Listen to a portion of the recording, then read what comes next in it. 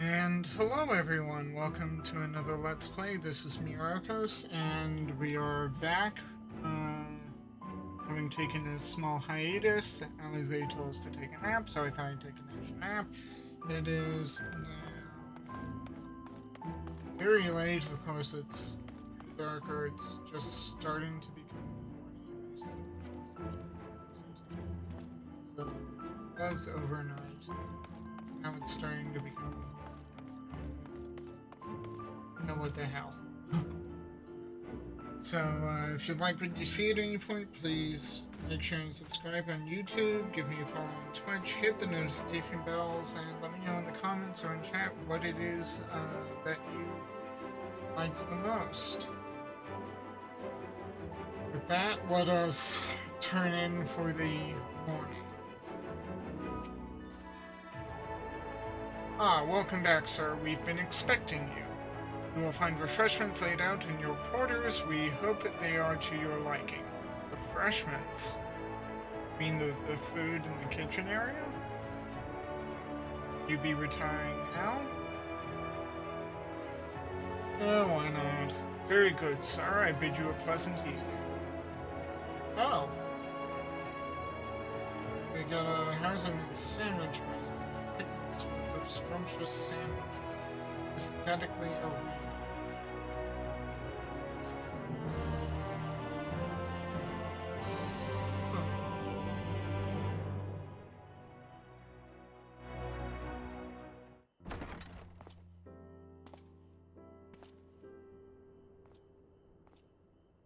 I am so worried I'm gonna outlevel stuff here.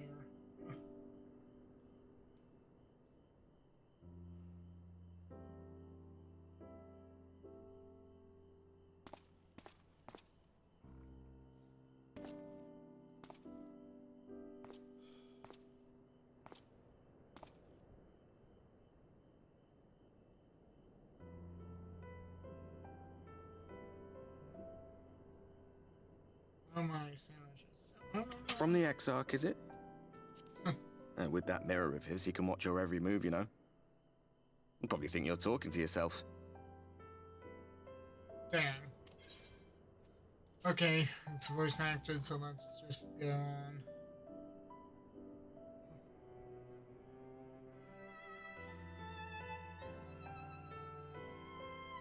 Still, he's keeping you well fed.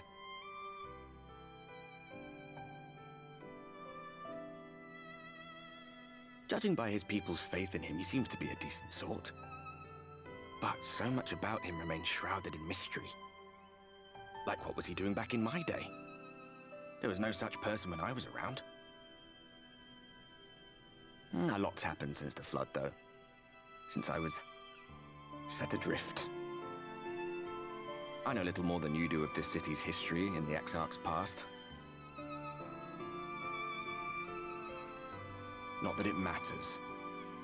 It's Emmett Selk we should be concerned about. When our world was about to be consumed by light, the Ascian in white appeared before us. He said that the only way for us to live on was to bring about the rejoining.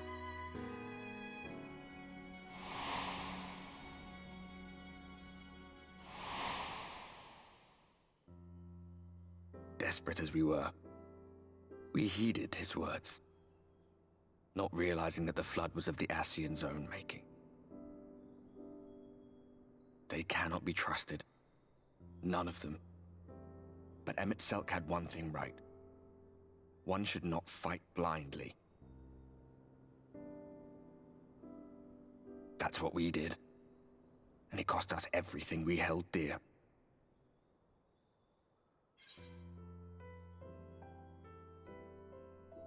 Everything. Tell me about Seto. You're putting me off my dinner. Tell me about Seto.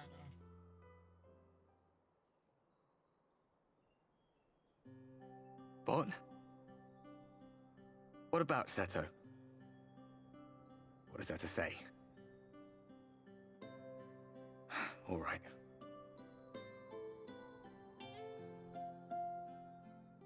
He's done some growing. When we were traveling together, he was nowhere near as big.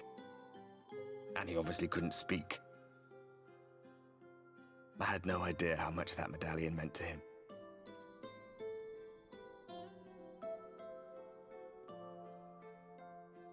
What about you, anyway? You must have a friend like Seto? Chocobo, perhaps? Come on, you tell me something for a change.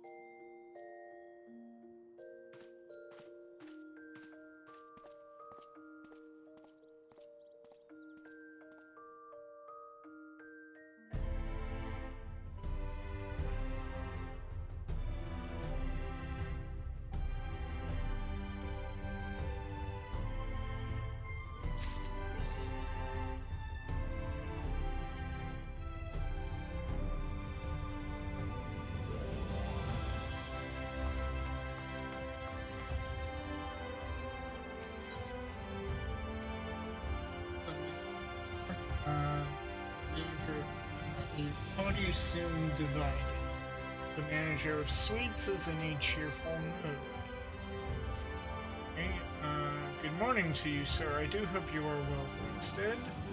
The Exarch and your companions are presently gathered in the ocular. He asks that you convene with them at your earliest convenience.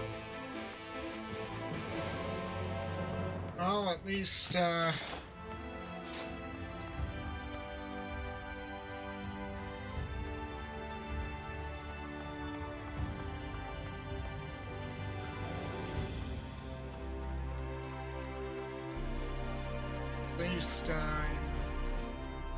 caught up level-wise, although it's still got quite a ways to go with Black Mage. And presumably another dungeon. Check. Start on Dark Knight Medicine.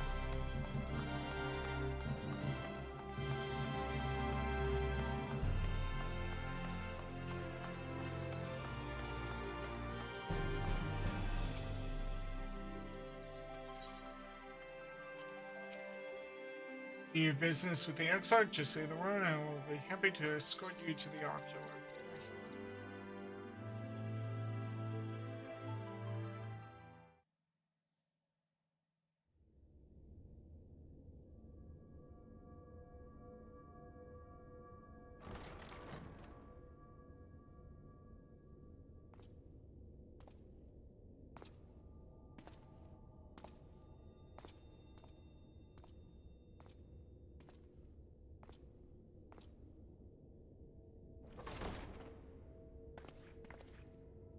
Ah, there you are. You're just in time to welcome our guest.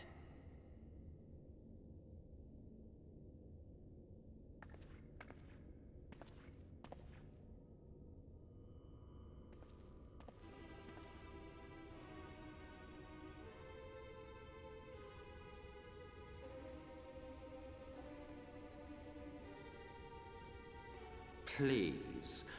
Did I not explicitly tell you that we would be meeting again soon? Lest you forget, I made you a promise. I have no intention of meddling with your mission. I come only to observe.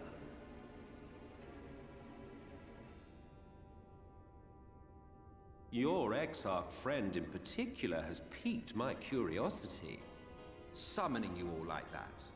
Most impressive.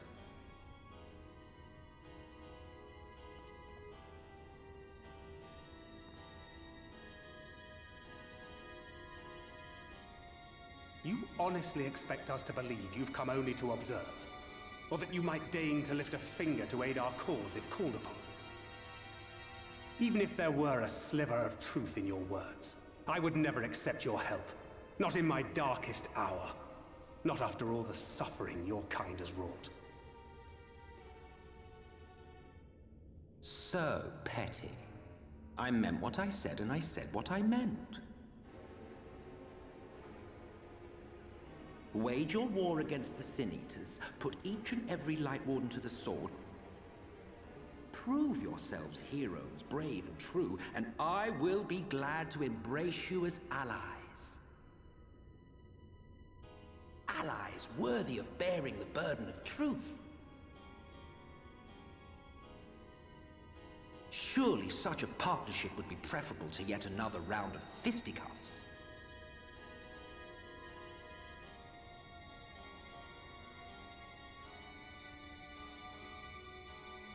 And thus did the olive branch wither and die. Pity. Well, let no man say I did not try, futile as it was. Though I suspect you will seek me out when you grow tired of making the same mistakes. Difficult decisions lie ahead of you. Decisions best made with the benefit of knowledge to which only the Eternal are privy.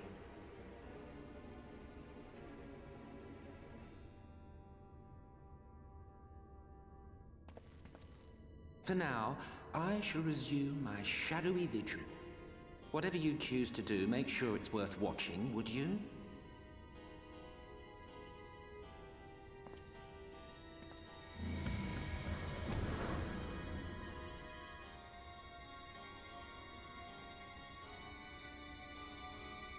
What was that all about?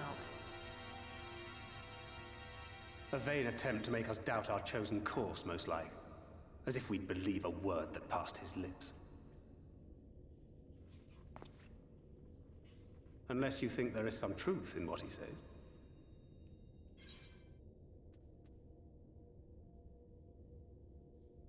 Colonel, perhaps not one jot. I don't know, but if he crosses us, I'll make him wish he hadn't. He is certainly a more honest Ascian compared to compared to Elidibus and certainly La Habrea.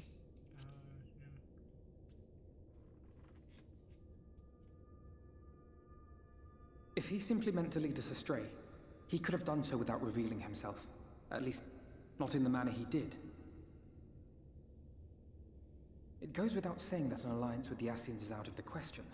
But since we have no way of knowing where they might be hiding, it seems only logical to press on with our mission, even if our enemy seems content for it to succeed.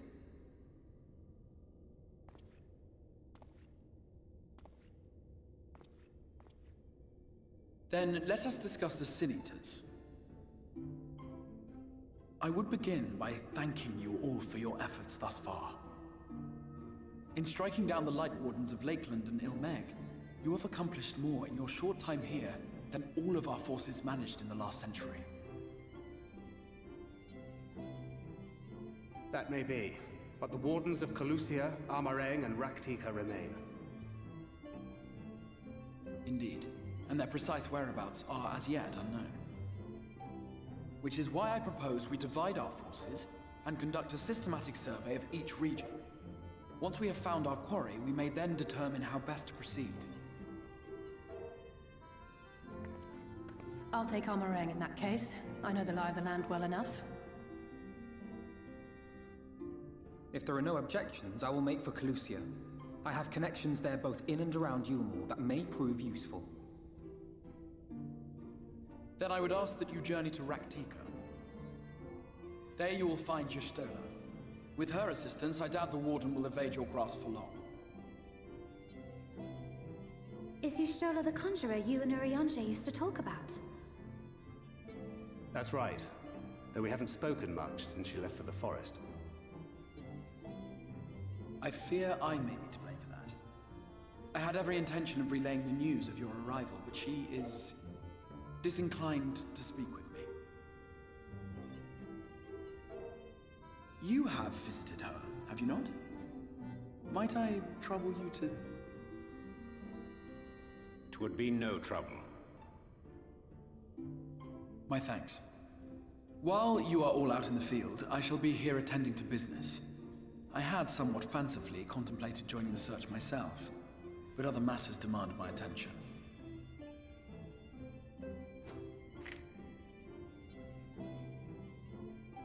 What's that?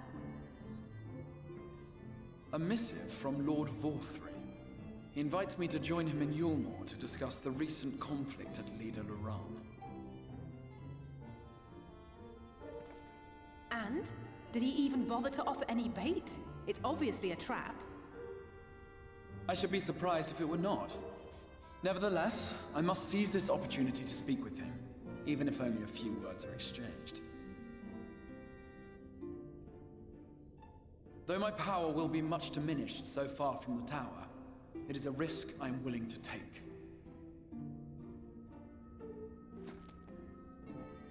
Master Alphino, might I impose upon you to accompany me to Yulmore prior to beginning your reconnaissance? Of course.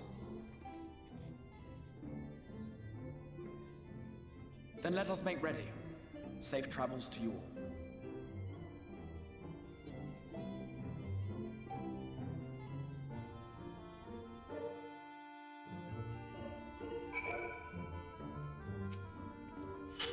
I confess a great deal of my time in Calusio was spent befriending the people, but that is not to say I gave no thought to it. Once I have escorted the exarch to Yulmore, you can be certain I will do all I can to discern the whereabouts of any warden that may be hiding in Calusio. There are so many ruins scattered throughout El Nurang. I'm honestly not sure. Not even sure where to start.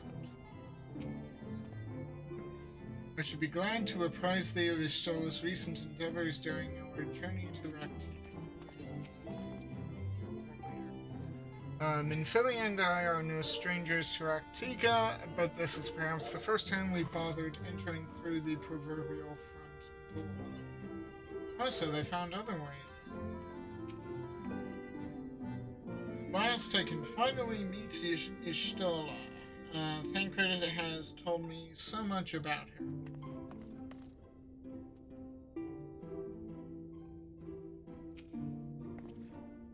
her. Before you leave, I would make a request of you. There is a church, or rather the ruins of a church, at Fort Job. I'd ask that you go there before seeking out Ishtola. It was a place where people once gathered in to worship the light. Alas, it has long since fallen into disuse. Yet within that hall there remains a tablet whose writings, I believe, may prove of use to Ishtola. At the very least, such a relic would make a suitable gift for your lord. A most considerate proposal.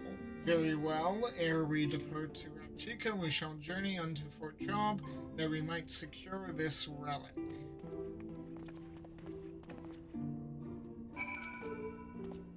Safe travels, Myrokos. I pray that tablet and its contents prove of interest to Ishtar. They're not saying anything. Okay. So we gotta go to Fort Job. And it's raining.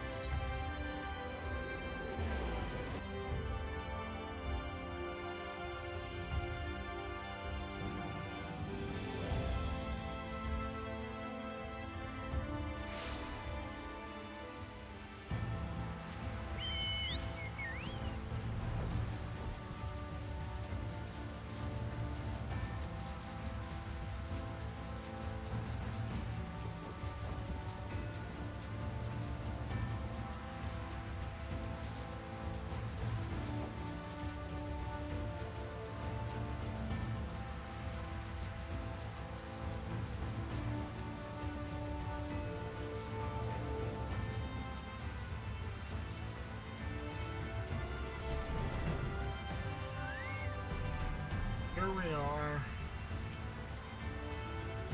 Thancred and I have come across these ruined churches before. I wish I could have seen them before the flood. The windows were works of art, I am told.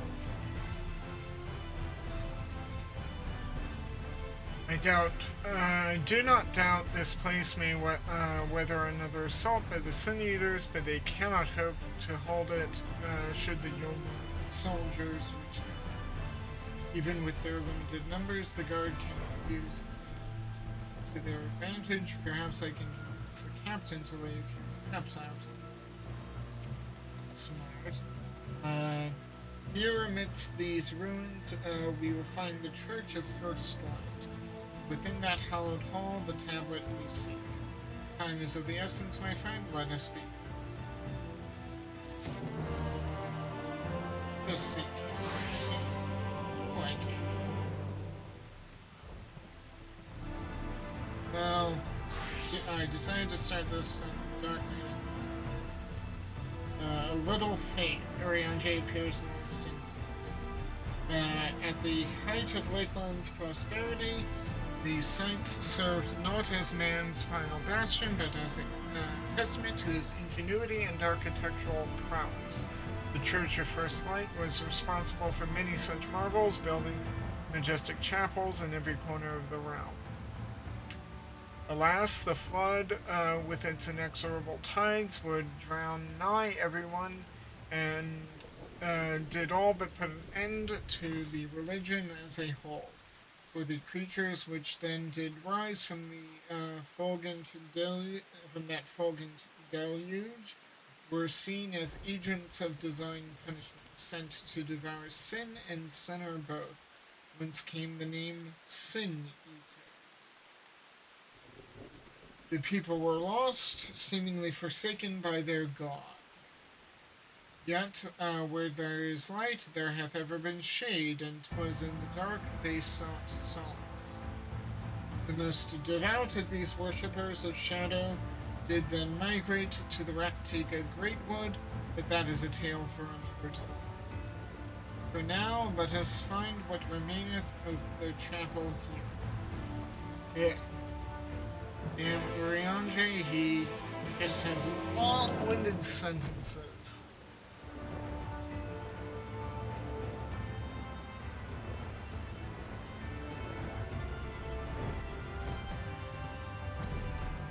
And talk to everyone. I've seen no sign of the church, but it must be around here somewhere. I think this is it.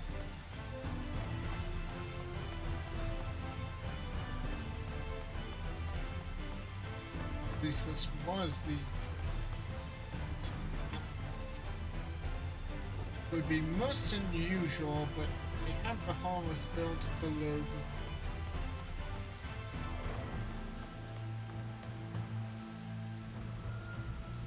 There's Thancred. Oh, there's Thancred. And stocked people. But despite their architectural prowess, I can make neither head nor tail of anything else. You would think the remnants of a church would be more conspicuous. Yet you're staring at it.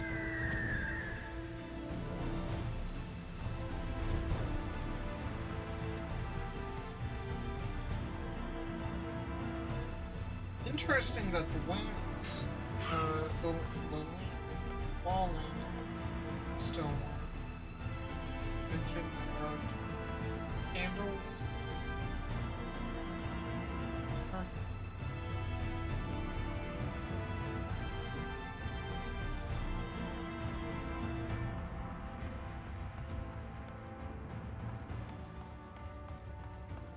Well, if this isn't place, I don't know what is.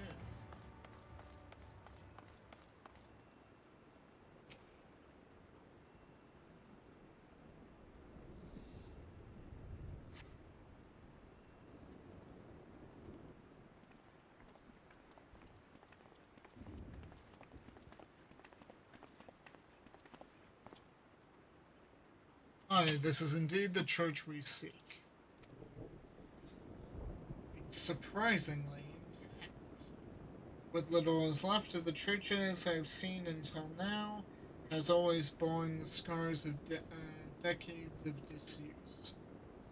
Its subterranean construction hath done much to protect the hall from the ravages of time, yet the reason for its remarkable preservation may be deduced from its decoration. As faith and light did wane, so rose reverence for the dark. And its followers did want for places of worship to be plain. The standards which do adorn these walls belong not to those who built them, but to worshippers of the dark, the Knights Blessed, who subsequently migrated to Raktika. Yes, indeed. 'Twas beneath the shaded boughs of the Raktika great wood that they finally found sanctuary. Often, many times did Yulmor make spurious overtures of friendship unto them, but they are no friends. The Exarch knoweth full well that Ishtola in her seclusion doth labor to learn all she may of the Blessed and of their past. 'Tis why he sent us here, I now see.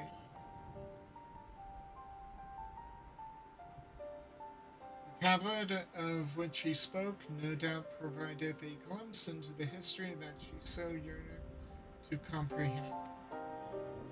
Well then, we'd better hurry up and find it.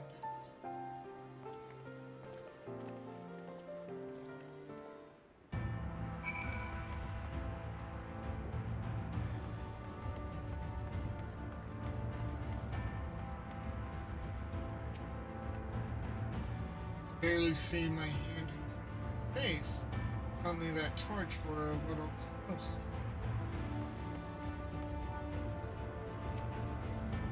Were the tablet a fragment of Holy Scripture, would most assuredly rest here on the altar, yet this would, I presume, also have been the blessed placed font of seeing, used in the practice of their faith. Whither then would they have sent it? Anyone tell me what this infernal tablet looks like?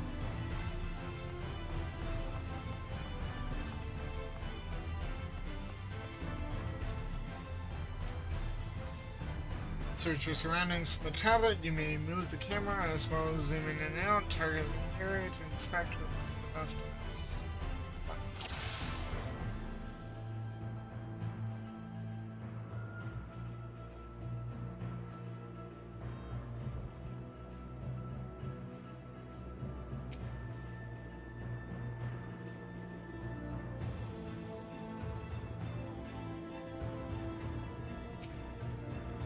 Found it. You've located the time-worn tablet. Well, Andre said it might be near the table, but where was it?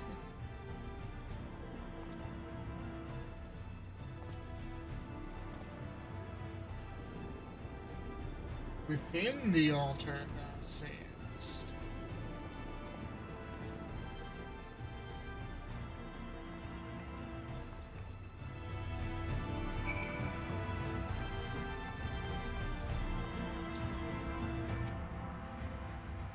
I certainly hope this is what you're looking for.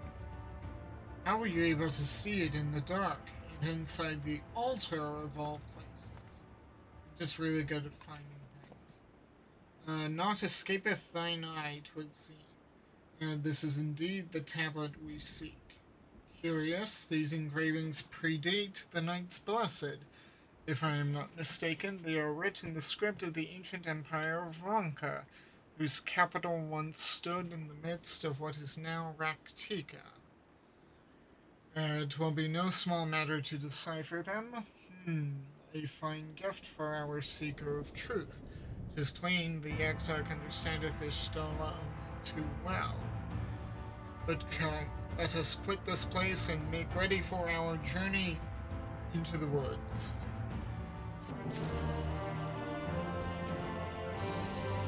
should we not be going, we have a gift to deliver. We should. Thancred mentioned Estela's passion for learning. I expect the tablet is just the sort of thing she'd like. Into the dark. Urianger is ready to leave, but not before first offering a piece of advice. Ere we depart, there is a custom of the Knights Blessed which I feel compelled to elucidate. As one might expect, they deem light to be abhorrent and everything it touches befouled. Thus do they take the utmost pains to protect all they can from its taint, including their very names. To speak plain, it is the belief of the Blessed that one's own name must never be uttered in the light of the everlasting day. Yet this commandment precludeth not the use of another's. Thus do parents protect their children, and in rare cases, masters their disciples. So it is that Estella hath taken the name of Master Matoya. Lest we offend them, I bid you speak not her true name, but the Blessed's, not her true name, the Blessed's presence. With that in mind, let us speak with the guard who keepeth vigil at the great wood's door.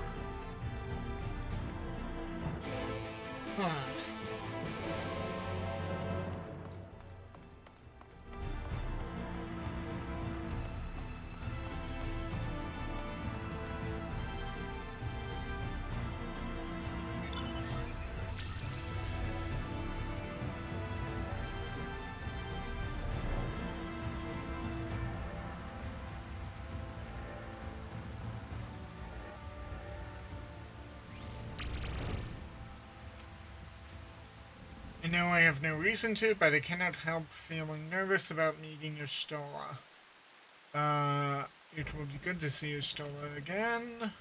I pray thee heed mine explanation of the Blessed's customs would be ill-advised to provoke their ire. Okay, so it's very important that we call her Master Matoya.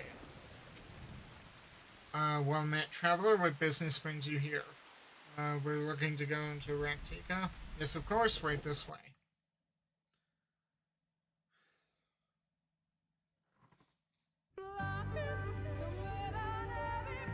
No matter how far he goes, man cannot resist looking back on the path he has walked.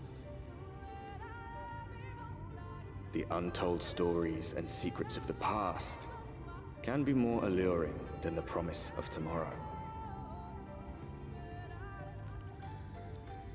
And so he braves the forests of Raktika in search of mystery and wonder. Of Ronka, to which all seekers of hidden truths are inevitably drawn.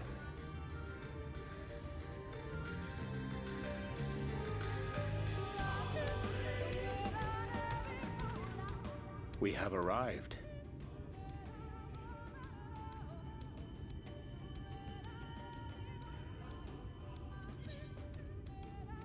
Vast though these woods may be, they are, by and large, uninhabitable. Not so the swamps of Cydia, however, whose sparse foliage permitted man a foothold.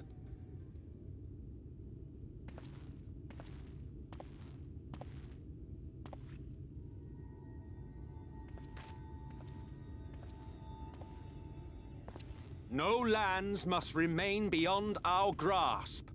Go forth, conquer, rule! Oh, so that's what that meant. Forgive me. A sudden pang of nostalgia for those halcyon days. Exploring virgin territories, subjugating primitive peoples, all for the glory of Garlemald. If you've brought your ivory standard, I'll be happy to tell you where to stick it.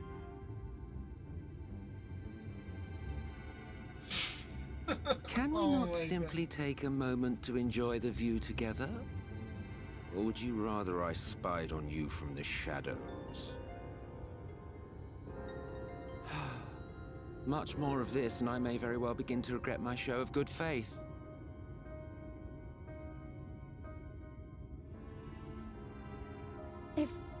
If you really want to stay, then help us fight.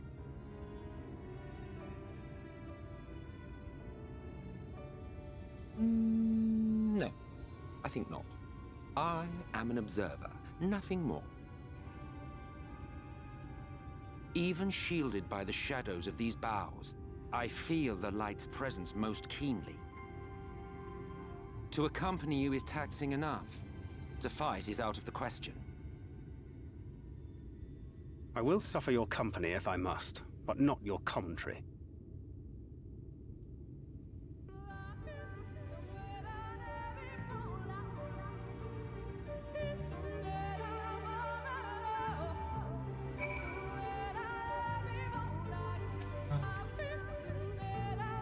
Has told me of the Ascians and what they have done. If he isn't willing to help, is it wise to let him stay with us? You were the one who asked him to help.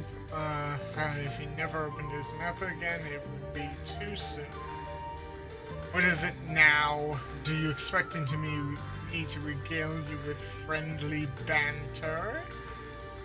Oh, very well. I will humor you this once, so you may consider it my latest act of good faith. Come on then, what do you wish to know? Why choose this form here in the first? Well, what a curious question. Mortal flesh is but the vessel into which we Ascians pour the elixir of our souls, molding it as fits the occasion. Or not, if we so choose. Be it for a year or a millennium, I prefer to retain the same form until my duty is done. So after arriving here in the first, I fashioned some hapless body into the man you see before you. Wait a minute. Didn't he claim a clone body? But that's a lie, isn't it? Because he claimed he has clone bodies in the source in Garlemald. And he can just claim and move into one of them because it's in his likeness.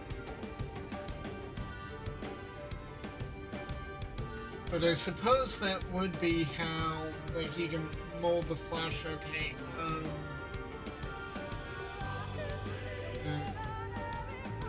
But did that body?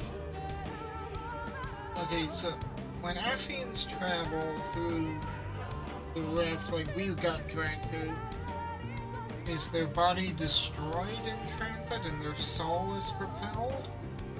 Because our body came through intact. So either he's got to be lying, because if he's like us, being able to come through with a physical body intact, then he's lying because he's in a clone body of himself.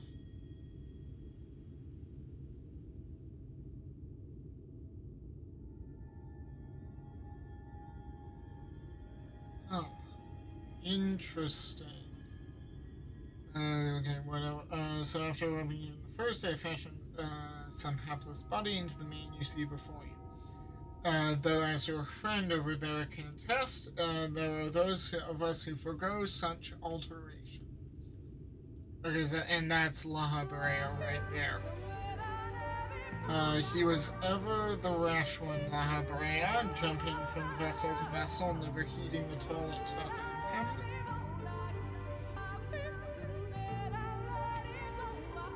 What does it now do? So enter.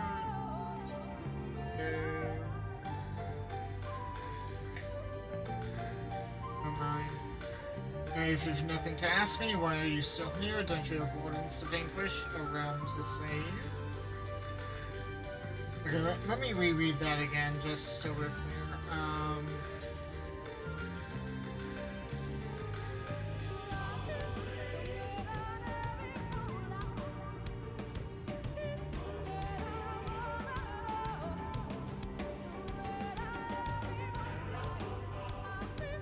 Yeah, he's gotta be lying. That's a clone body. He's flat out lying to us. Though he could certainly make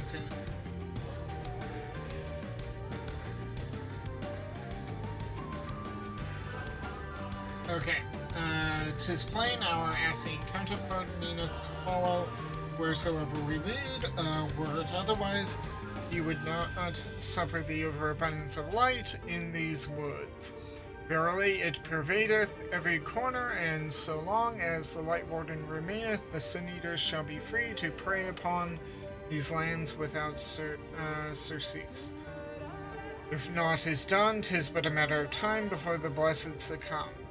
2 years past, a swarm of Sin-Eaters did lay waste unto their largest settlement, killing a great many of their priests in so doing.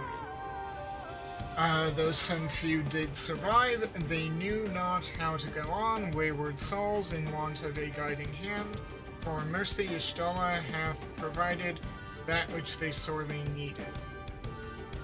They have since endeavored to restore their home, and thither shall we bend our steps to Fort Gaw. Where's it gone?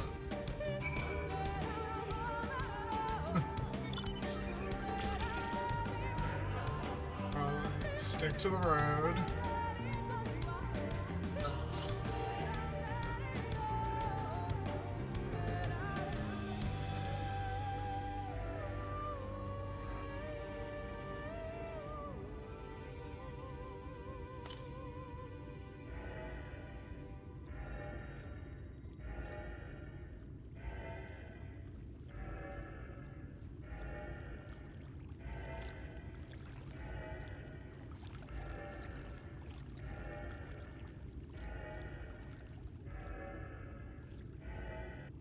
Oh, this is from the place from the trailer. Like, I was trying to is like up here, presumably.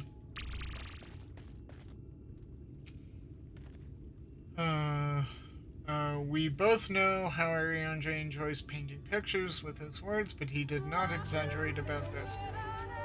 Ariandre said they were rebuilding, but there's no one here. Well, where is this friend of yours we've come to meet? Good question.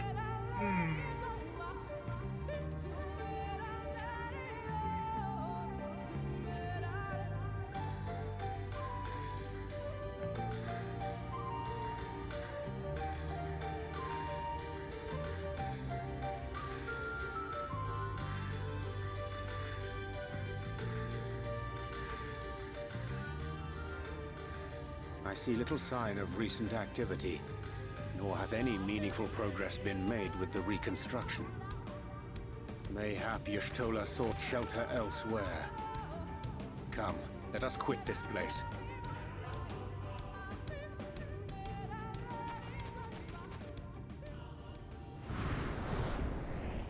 Now! Surround them!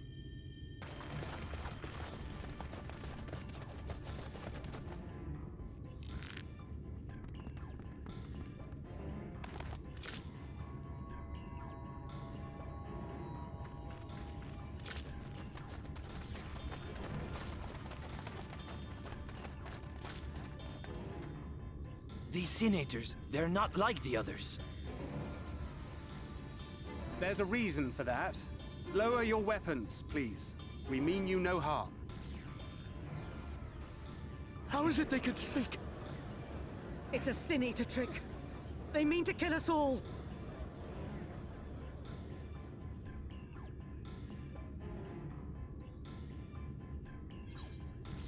Please, we're not Sin-Eaters. Kupo. Oh, that, if I want to be completely hilarious. Go with the first one. Probably not gonna understand. Perhaps they speak the truth.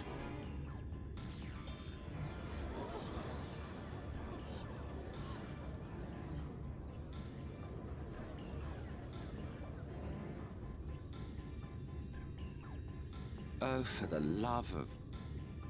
I had hoped that by accompanying you, we might come to understand one another. But all I have come to understand is that you have a knack for inflaming the natives. You've committed the cardinal sin of boring me. And so, I retire to the shade.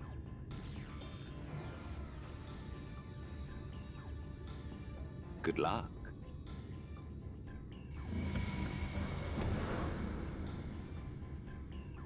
There!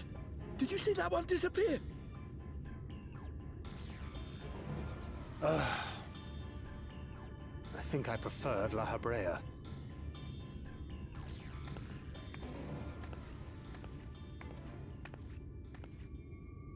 Enough. Runard, report.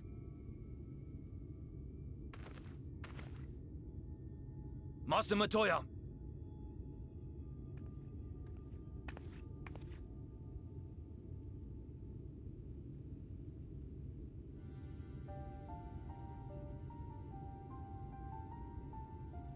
We apprehended them as you ordered, but are you certain these are Sin Eaters?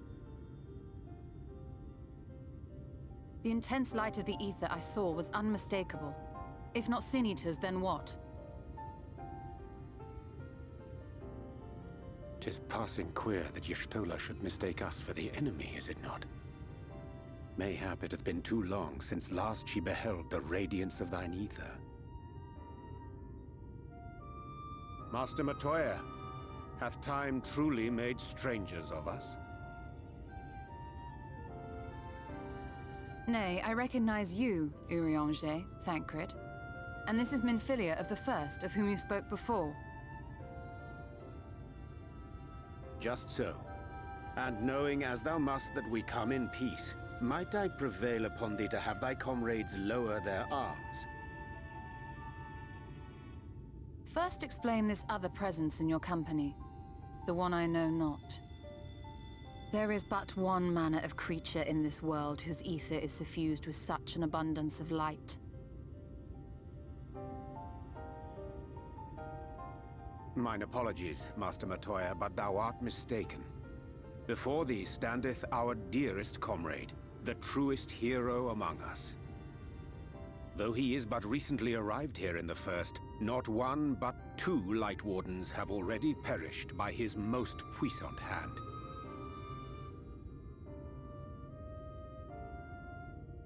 It cannot be.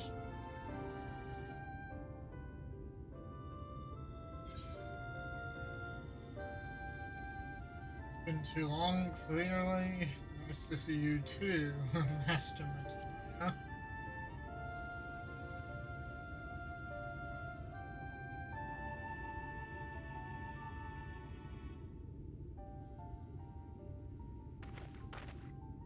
Master Matoya?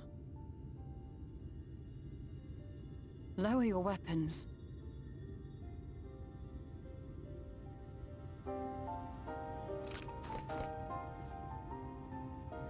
Forgive us this hostile welcome. Come. I would give you a proper introduction to Raktika and its people.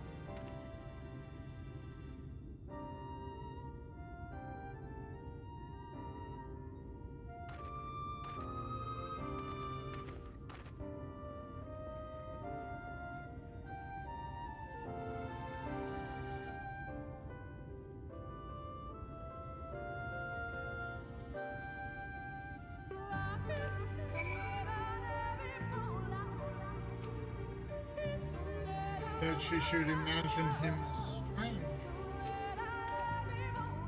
That ended a lot better than it might have, no thanks to itself. I didn't expect her to be so imposing in person. She can be imposing.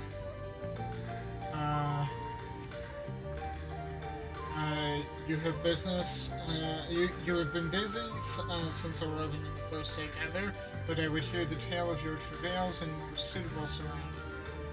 With Fort gone, yet to be rebuilt, the Knights Blessed have made their home in a settlement to the northeast. I will await you at its entrance. Follow the path through yonder gate, and you will find me soon enough.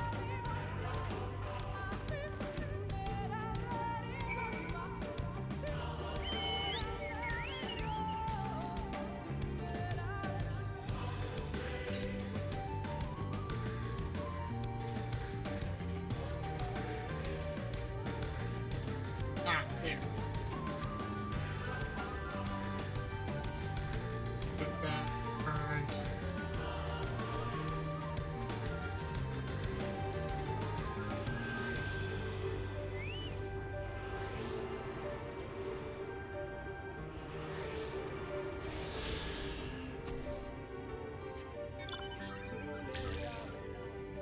The Empire.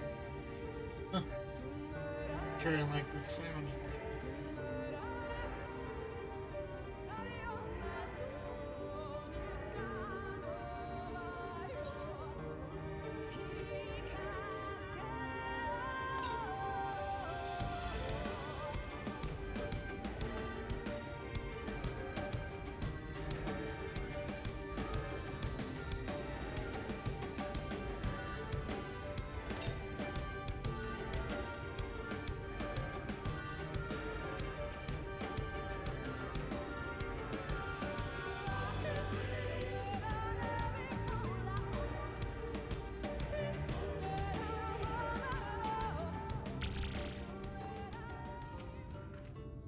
There you are. I was beginning to worry. Much like the tall sword, this forest has a way of dealing with those who stray too far from the beaten path. But I digress. Let me show you the home of the Knights Blessed.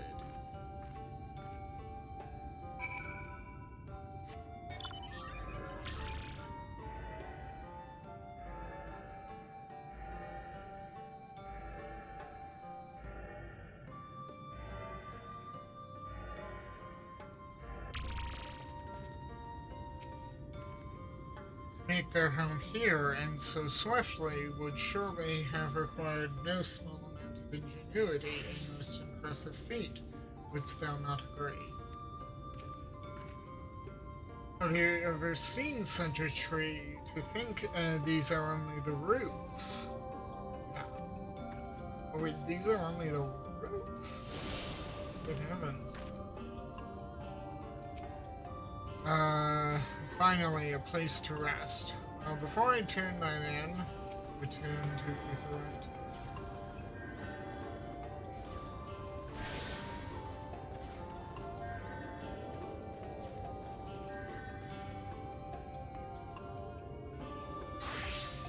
Yeah, see here, I'm not 74, so I need...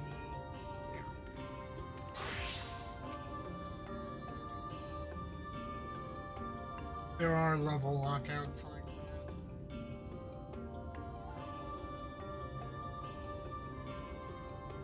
Slitherbow is the largest of the blessed settlements. They worship no gods, instead revering darkness itself. It is a curious kind of faith, but one which has granted them the strength to persevere in the wake of the flood.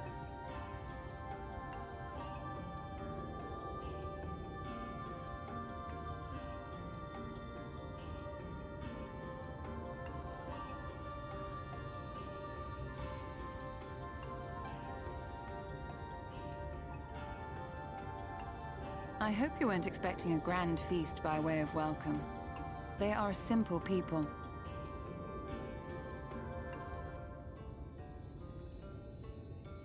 Now, I would hear of your travels away from prying ears. Come.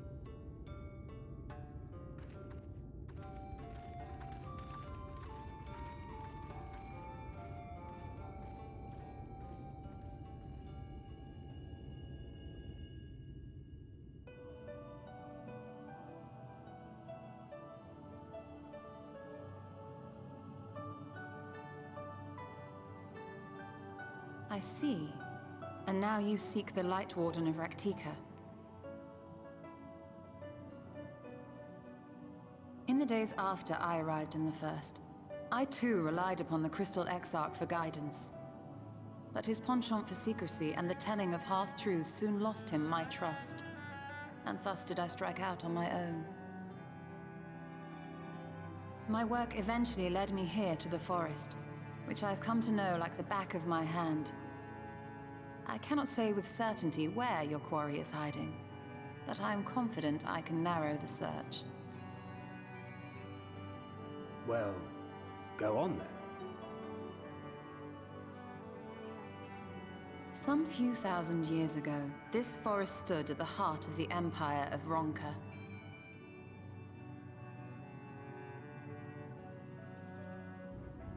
A great many relics of that civilization can still be found to the east in Ixmaya. Or rather, could be found, were the area not fiercely guarded. Ixmaya, you see, is home to a tribe of warriors whose lineage is said to date back to the time of the Empire.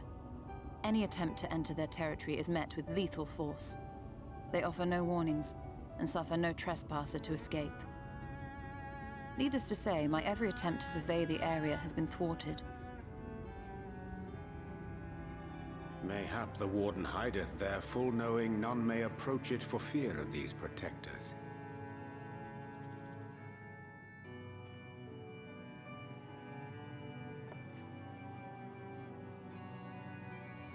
As for the tablet, I find the timing of its discovery suspiciously convenient. If I did not know better, I would think someone was trying to curry favor with me.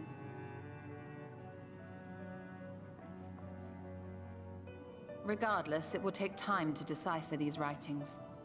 Yet I would not be at all surprised if they somehow held the key to entering Ixmaya unmolested. The Exarch has a nose for serendipity. If there is aught I can do to assist thee in unraveling their secrets, thou needst only ask.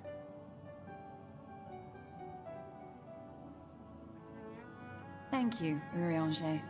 I may well take you up on that offer. While we set to work, might I suggest you take a tour of the city? Should you be in any doubt as to the importance of your role as the Warrior of Darkness, the people here will surely cure you of it.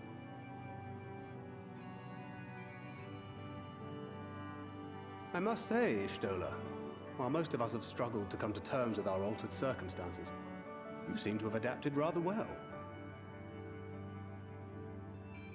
Lest you forget, Master Matoya and I dedicated our lives to uncovering the truth which hides at the heart of our world.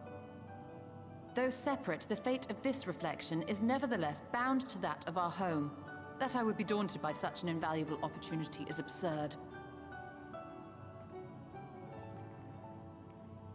But what of you, Thancred? Could it be that you are still struggling to come to terms with the nature of your young companion?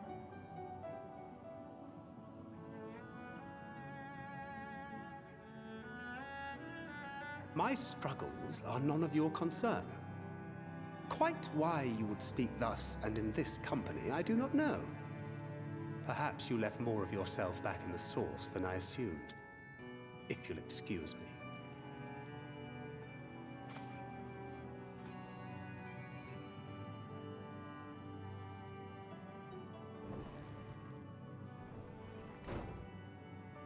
He understands that I'm not the same. That I'm not her.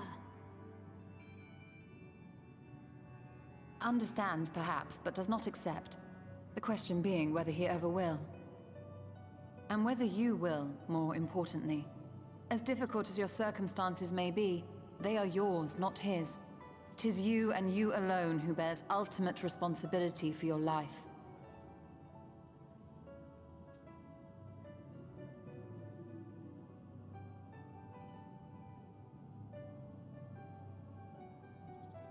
But you need not make any hard choices now. Why not go and get some fresh air, clear your head?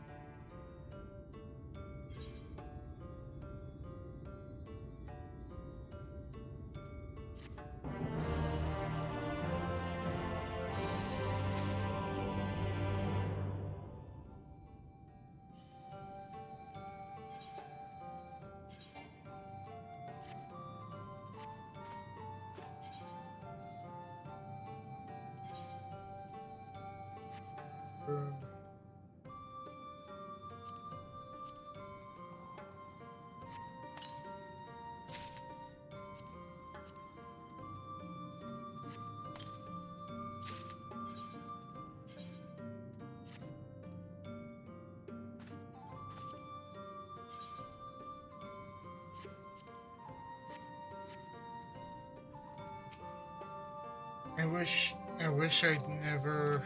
Oh dear. When Estella first arrived in the first, she made swift work of the Cabinet of Curiosity. Her thirsty yet sated, she then journeyed thither seeking the wisdom of Ronka. She found little in the way of welcome from the Blessed, however. 'Twas not until the Great Fire, where she denied the Sin Eaters a feast of ether, that she gained their trust. Since then, I have served as a liaison twixt Slitherbow and the Crystarium, that she might be kept abreast of the others' efforts.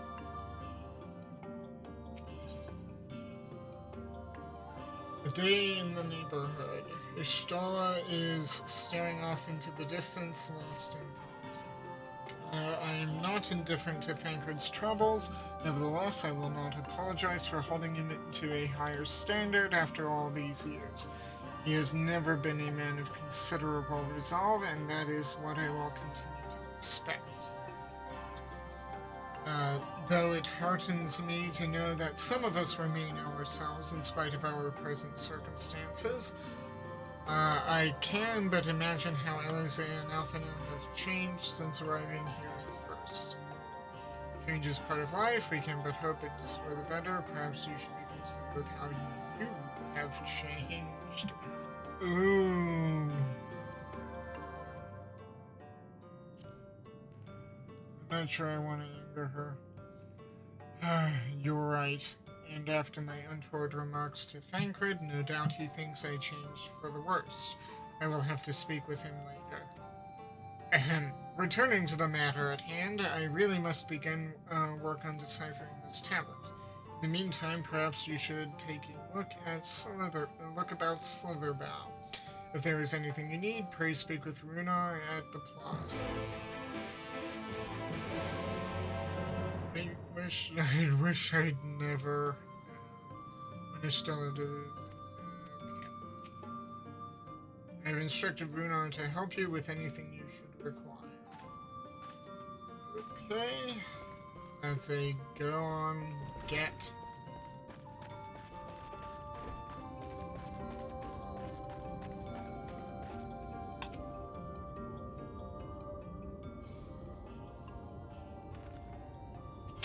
Welcome, friend, welcome. My apologies for our less than hospitable greeting earlier. Tell me, what is your name? From where do you hail?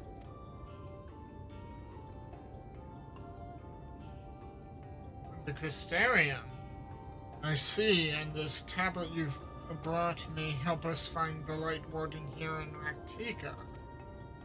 Well, you are welcome to stay with us for as long as you need. Come, let me show you around.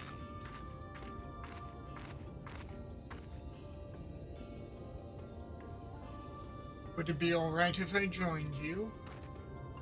Of course, anything for the guests of our dear Master Matoya. Thank you, sir. She means a great deal to the Knights Blessed, doesn't she? If not for her, we may have all perished in the Great Fire.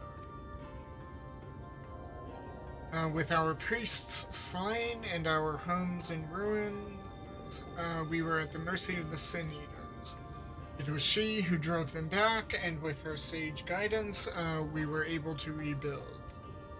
Before long, she became a central figure in our community, a great oak within whose shadow many have come to find solace. That is not to say there were not those hesitant to grant an outsider such authority, myself included. Perhaps it is the smile in her eyes when she speaks of the sunless sea. I feel whole again. Now that she is with us, and I have no doubt the others feel the same. He's smitten. She is as much a part of the Knights Blessed as any of us, and we are grateful for all she does in service to the Dark. But you did not hear this from me, yes? Now, you should know there are certain customs we ask guests to adhere to so long as they reside within Slitherbow. To show reverence to the Dark? In a word, yes, but fear not, it is not too involved. Let us begin with something simple. Follow me.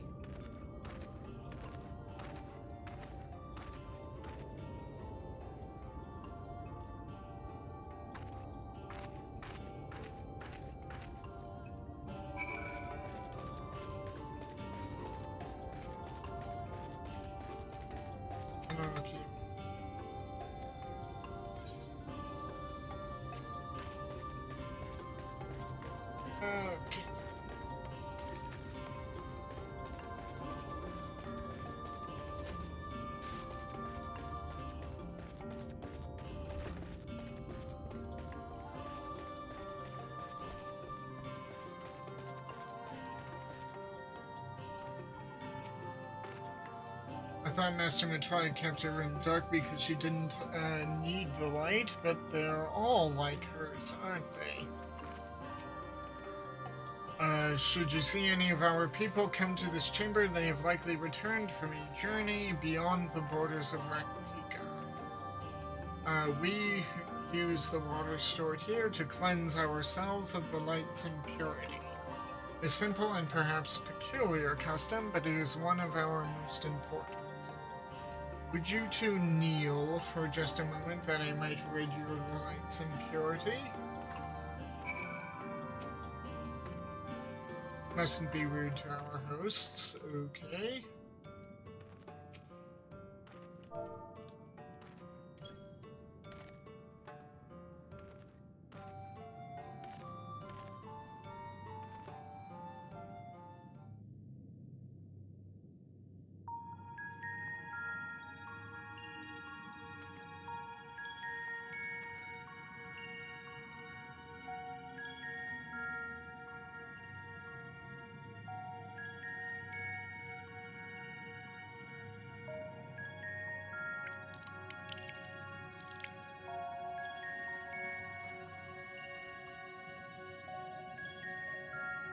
As Runa lightly sprays you with water, your skin begins to tingle.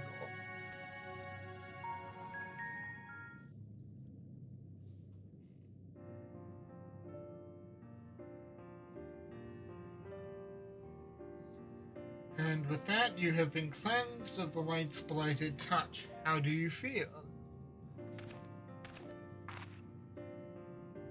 I'm not sure, to be honest. Not refreshed exactly, but I do feel different. Has this water been treated in some way?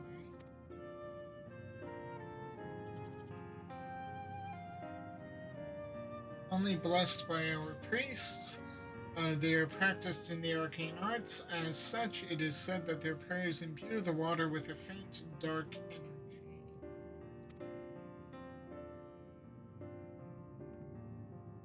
A prickling sensation. No one has ever spoken of such a reaction. I wouldn't say it was an unpleasant sensation, but I too felt something strange.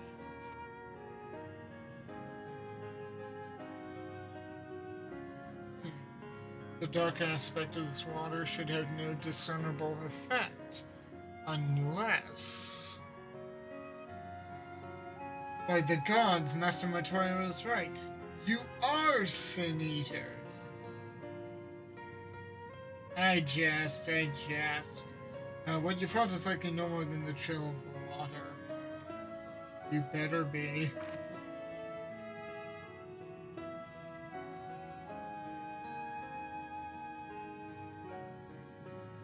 Perhaps now would be a good time for you to acquaint yourselves with the people of Slitherbell.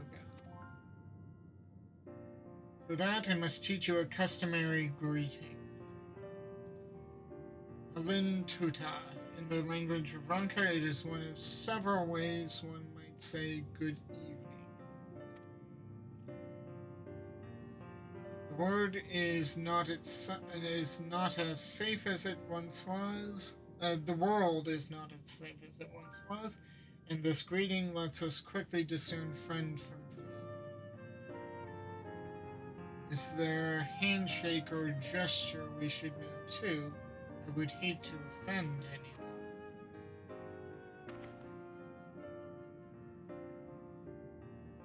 You need not worry. Merely speak the words Alan Tuta, and they will know you as friends of the Blessed. I will await your return here. Now go. They are like to be heartened by your knowledge of our ways.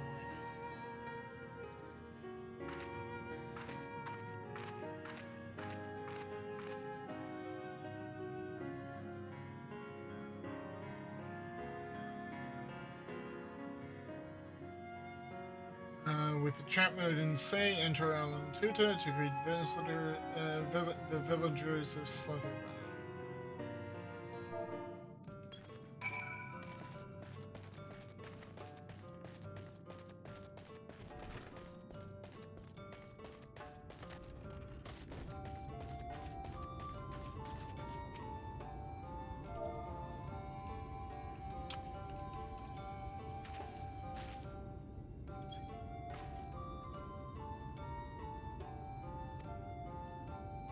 The elderly woman smiles warmly.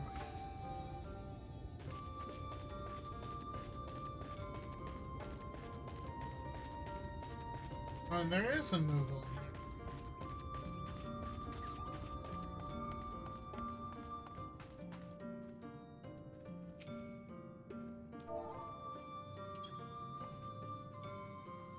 Ah, a newly come traveler, Ellen Chisi, and welcome to Slitherbound. You must forgive us if we seem strangely reserved. We are quiet and taciturn people, silent and serene as the sunless sea. The quiet makes it easy to discern the presence of eaters and other dangers here in the woods. That's smart. But if you're going to be in hiding, it makes sense that you would.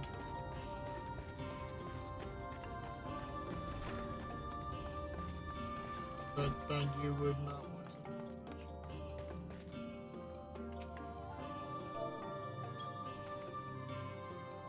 And then Chisi, welcome friend, I take it you will remain in these woods for some time, yes? Be wary of these woods. You will find poison in near everything you see, but fear not, our medicinal tea will keep you healthy. Ask, and it is yours.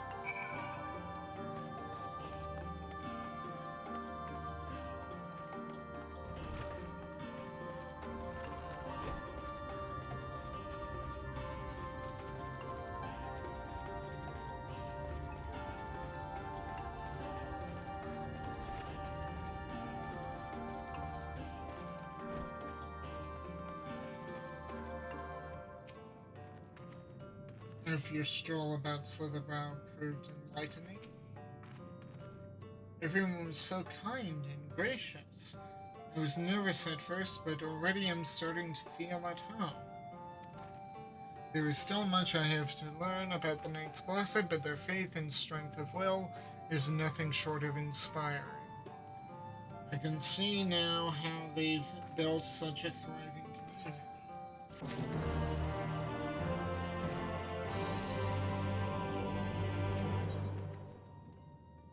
A helping hand. Judging by the glint in Runer's eye, there is more for you to learn about Slitherbound.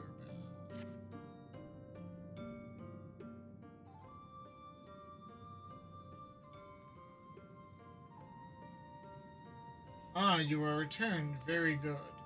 No doubt they were glad of your company. It has been too long since we have had visitors. Remember, if you have any questions or there is anything you need, do not hesitate to ask.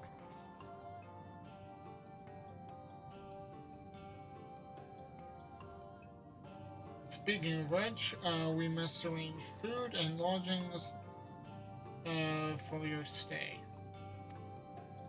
As friends of Master Mutai, we cannot ask for payment, but if you would be willing to lend a hand,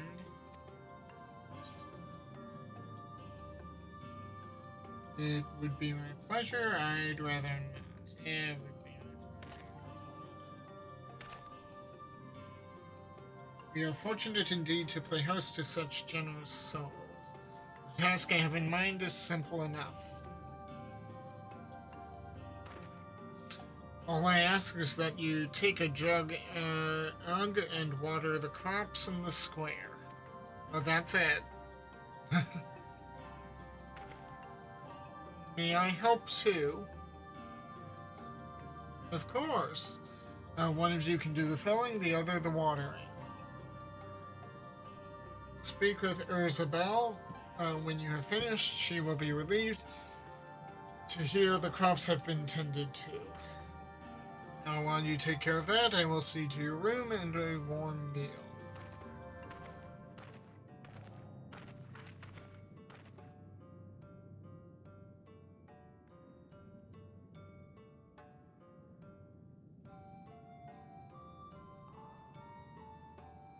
Right then, I'll fill you water. You water.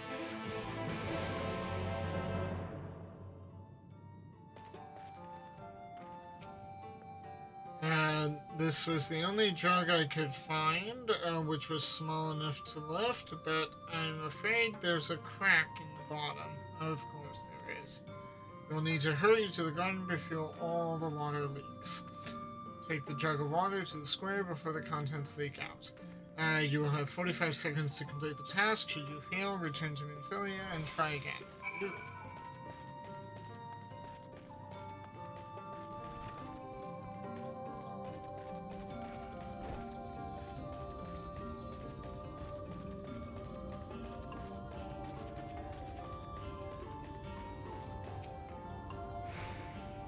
You have watered half the plot. Fetch another jug of water and take care of the rest.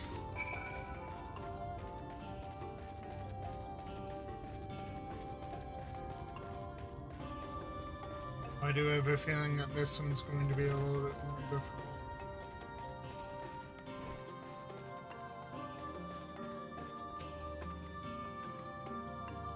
Was there enough water for the plot? No, need another batch. Only half? I see. Well, let me refill the jug for you. Take another jug of water to the square before the contents leak out. You have 30 seconds to complete the task. Should you fail, return to Minfilia and try again. Oh dear.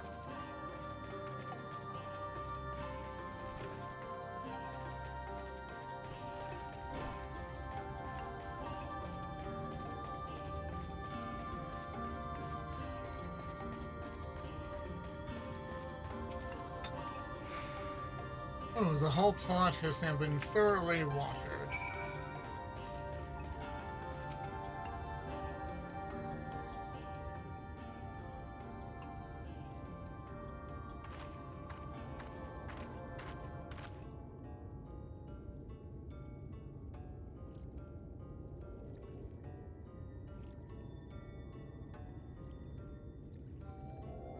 Well met, travelers. I observed you earlier speaking with the others. You have need of something?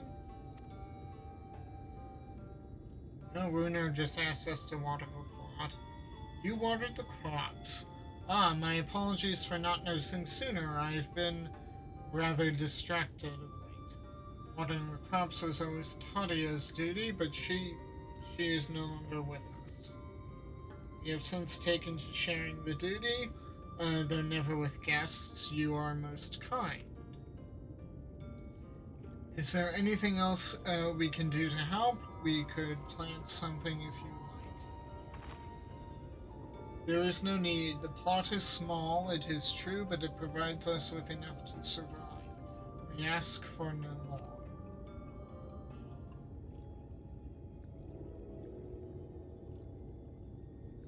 I don't know how you manage. Have the Blessed not considered leaving? Life would surely be easier almost anywhere. I can understand why you might say that, but the easiest path is not always the right one.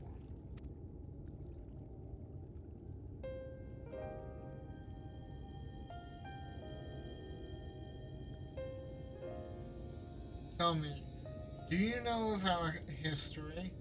How our faith came to be? Yes, I believe so.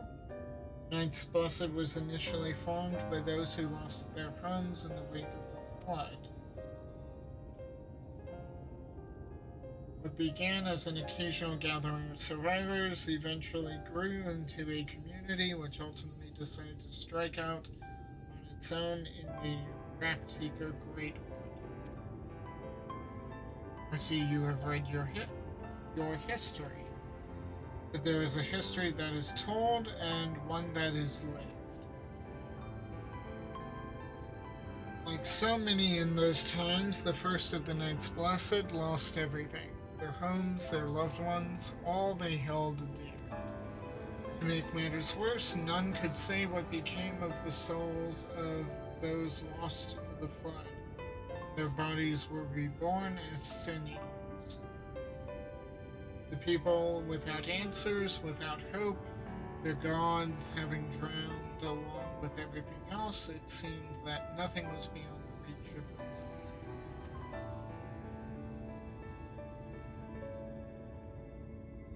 But soon they realized that where there is light, there must be darkness. And in that truth, they found new faith. A belief that souls of the departed could yet find peace beyond these burning skies in the sunless sea. That is why we pray for the safe passage of wayward souls unto the blessed black abyss, for the return of the night, that we might someday look upon the kingdom of heaven with our own eyes. We remain in these woods for the selfsame reason our founders first chose them, that we may lead lives of simplicity, with the shade of these trees as the constant reminder of our faith. With so many seeking paradise in Yolmor, it's refreshing to find people who value a humbler existence. You are kind to say so. Many consider our way of life foolish, and so it must seem to those who yet cling to their worldly possessions. In times such as these, when everything can be taken away in an instant, it is all too easy to lose sight of why we fight to go on living. It is not to hold fast to material things, but to hold those who went before us in our hearts, to keep alive the legacy they have left us. This we must do for them, our children, and generations yet unborn.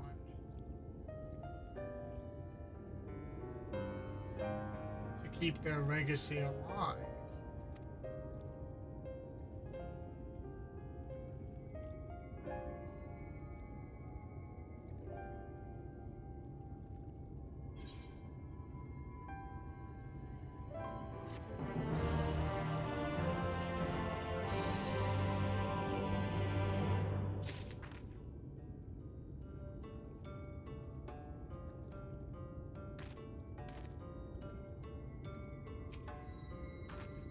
People from all walks of life are welcome among the Knights Blessed. Our faith in the dark is definitely greater than the sum of our differences.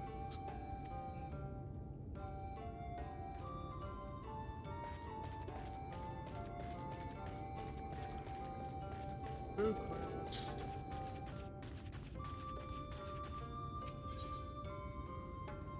What we do for family. Varthon is in a hurry, but not in such a hurry that he would helping you. You're a guest of Master Matoria.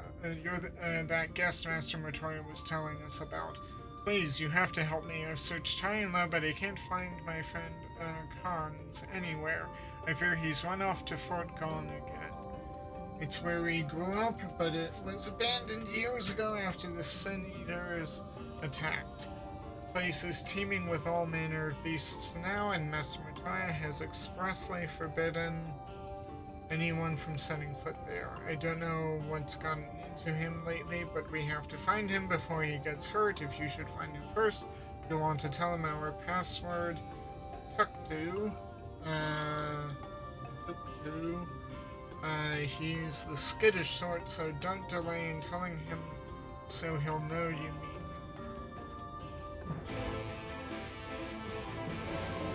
Oh boy, already we're losing people.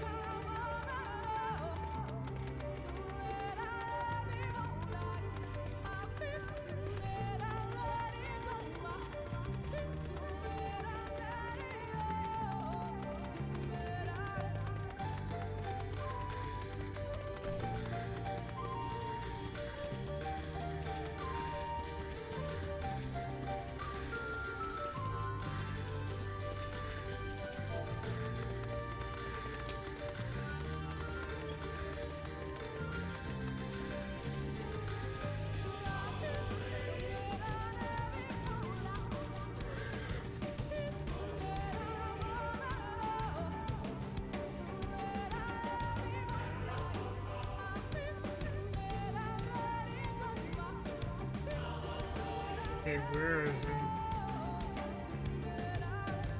There he is.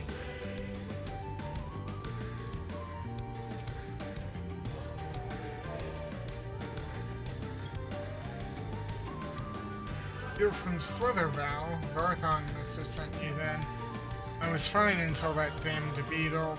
It's only a scratch, but I'm starting to feel numb and my vision's growing clouded. Worst of all, I dropped my only vial of serum somewhere in these damned woods. Could you find it for me?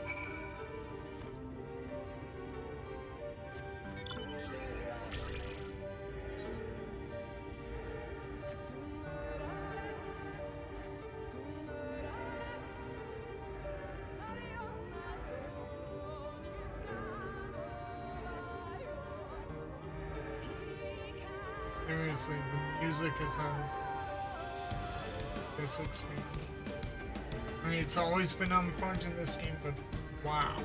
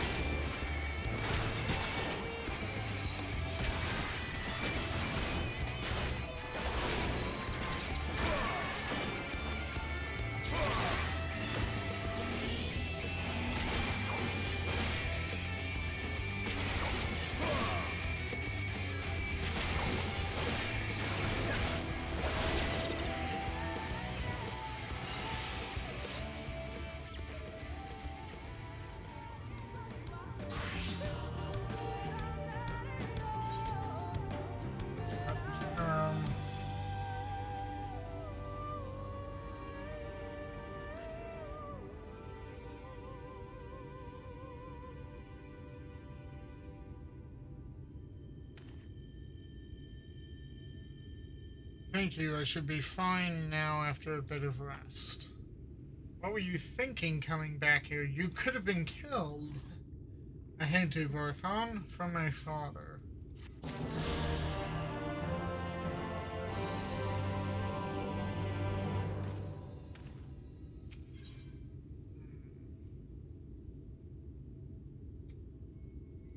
Might as well see this through. Especially desperately searching for something. I have to find it, Varthon, my father's sword. He was on guard duty that day when the Sin Eaters attacked. He fought so hard to keep us safe, but I wish he fought to save himself. No day goes by that I don't think of sacrifice, and what little good I've done with it. I thought retrieving his sword from Forgone would be a start. I didn't realize it meant that much to you. I should have been able to handle this on my own. There weren't even any Sun Eaters nearby, but still I ran away. I'm a coward, Ruth. Bloody coward. Keep your voice down before something heals you. I feel horrible for asking after I dragged you out here to find him, but I'd appreciate it if you could help a while longer. I can't stand to see him like this, knowing him. The only thing that will get him out of this cell is finding his father's sword. Would you come with me to look for it? It should be somewhere near where his house used to be. Well, I can do this as a black mage and get more XP. Let's get me done.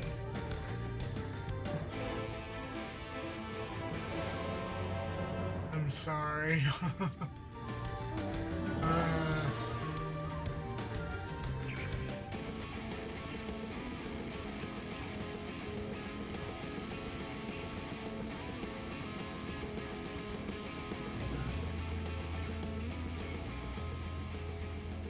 His house should be somewhere somewhere toward the heart of the settlement. Stay sharp, there's no telling what's lurking about.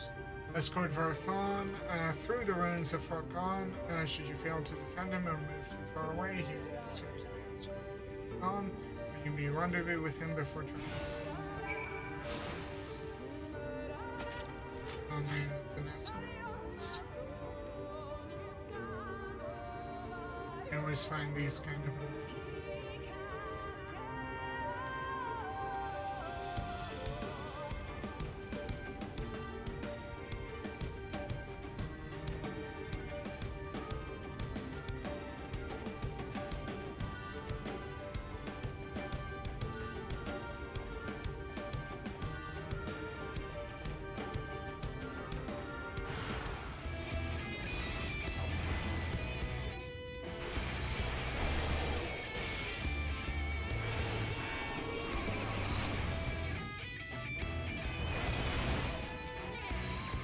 seriously?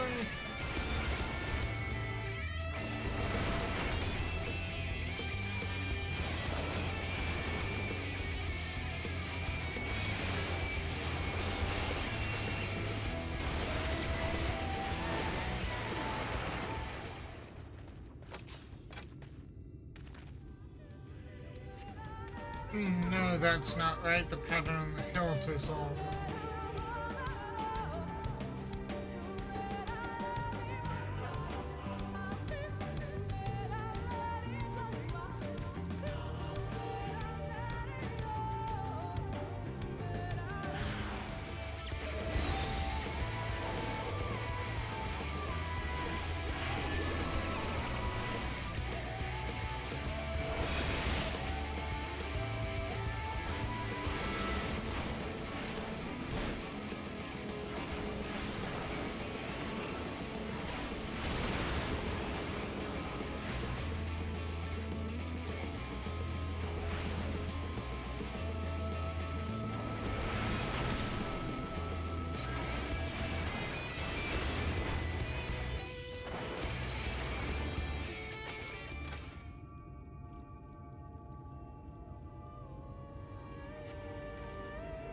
Right, the pattern on the hilt is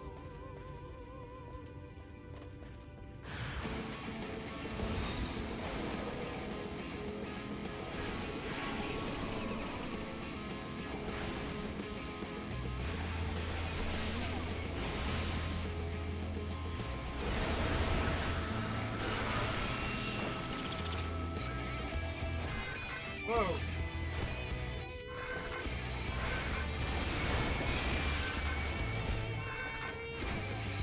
Seriously, are you not?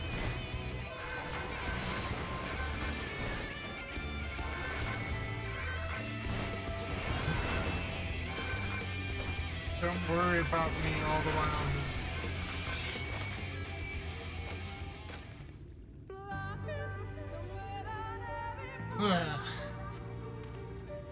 There, that's it. Oh, I can't wait to see the look on Kern's face.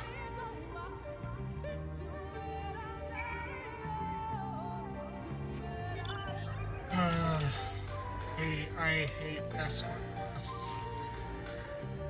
But as long as I get at least some decent XP.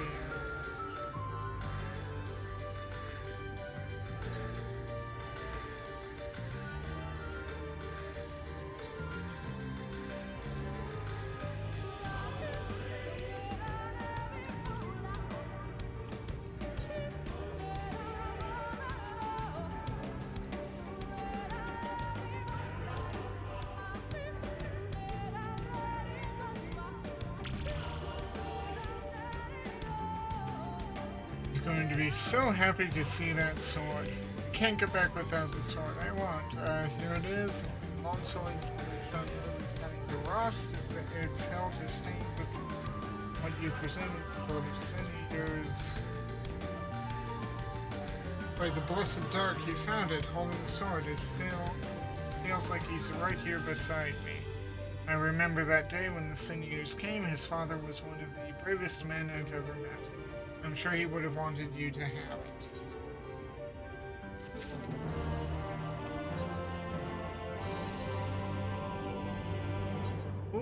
okay. So, yeah. Quick through. Yeah, I'm not getting much.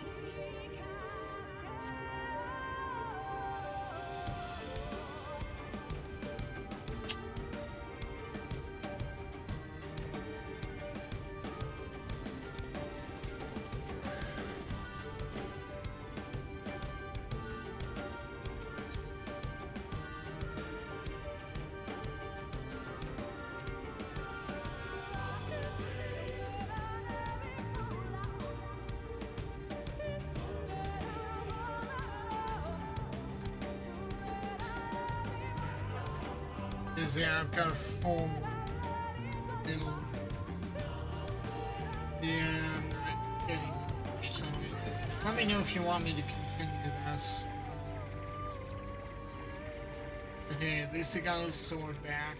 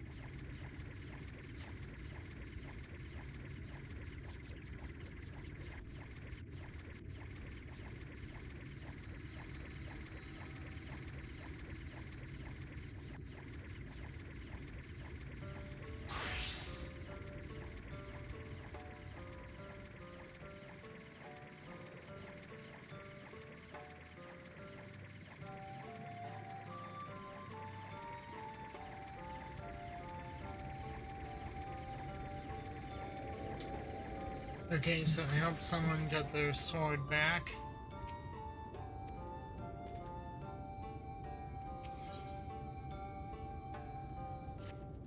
Just... Oh, okay, I can actually do this one.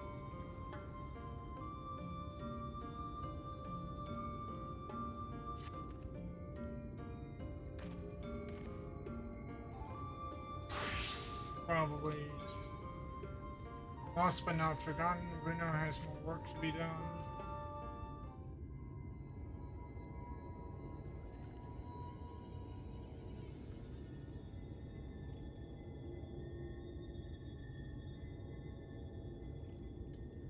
Done tending to the crops already. Yeah, and I reunited some with their father's sword.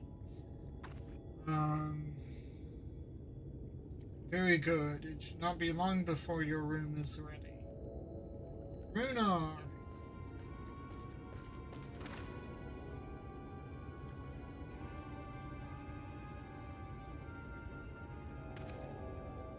In the woods, Sin Eaters. I fear they may have the touch. Where? The grove to the southwest. For a mercy, they've yet to wander any closer to Slither. And we have no need to engage. Inform the guard that no one is to set foot outside the village until they have moved. But sir, what of Tadia's hot stone? It must be retrieved before the service. Of all the times for Sin Eaters to are you just going to leave them alone? Under normal circumstances, we would not hesitate in striking the beasts down, but if they indeed have the touch, I will not risk them corrupting one of our own. What was that you said about a stone? A few days passed. Tadia, a child of the Knights Blessed, was slain by the Sin Eaters. We succeeded in retrieving her body, but in our haste, we failed to notice her necklace was gone. Strung to it was a pendant of jade, her heart stone. All of the Knights Blessed are given such a stone at birth. It is the most valuable possession one can own. It is custom to present the heartstone of the deceased at their funeral as an offering to the heavens, but now...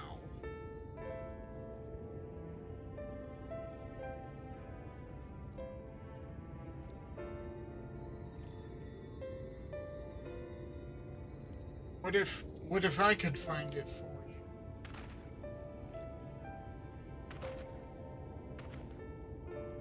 I have experience fighting Sin-Eaters, and the Light's corruption does not touch me like it does others. Master Maitreya called you Minfilia, did she not?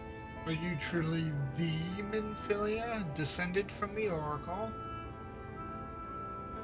Even so, I dare not ask you to risk your life for the Blessed. I understand how you feel, but I can't stand by knowing that your people are in need and I can help. Please, let me do this.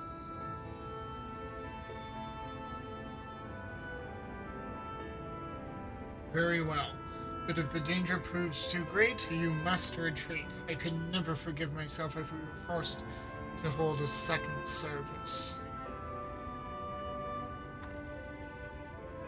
Nearly forgot about Thancred. What if he returns before I do? Don't worry, I'll come with you. Thancred doesn't need you.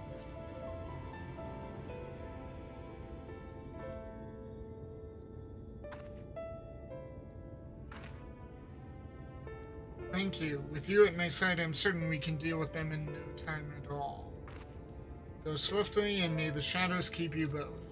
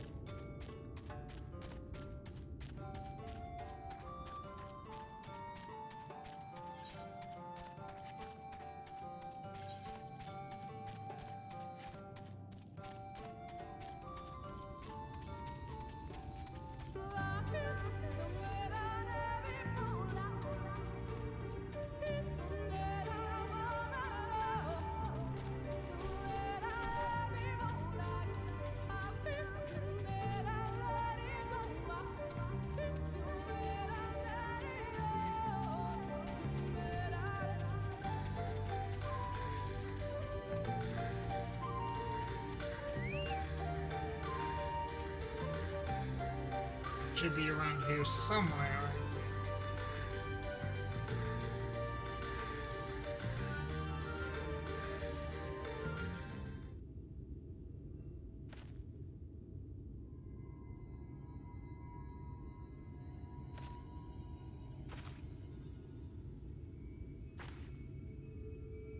There, the Sin-Eaters. Oh yeah, big one? 2.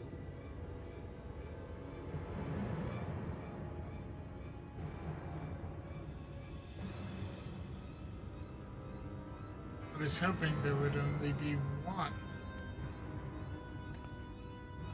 There's no way we can search for the stone without dealing with it first.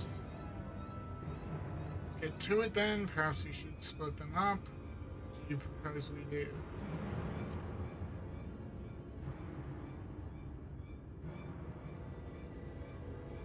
Good idea. I'll draw one away while you handle the other.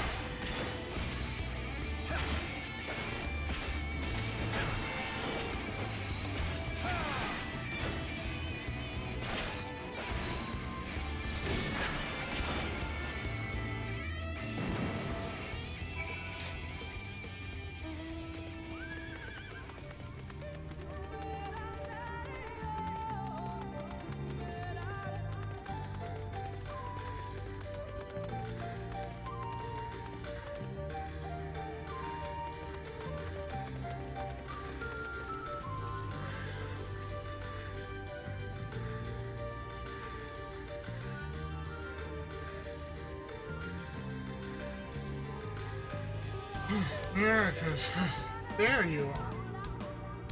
It's done, though I fear I was a bit careless. I'll do better next time, I promise.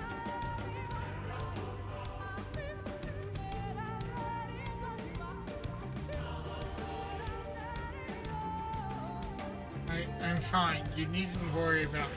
More importantly, we have to find that Heartstone. They said it was made of jade, right? I'll search over there in the brush.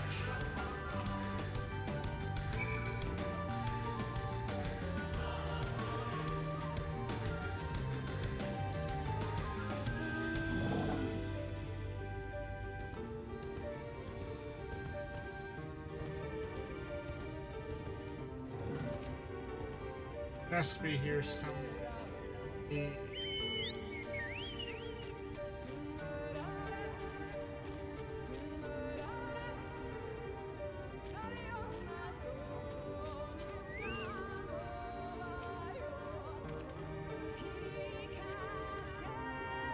There seems to be no trace of the house.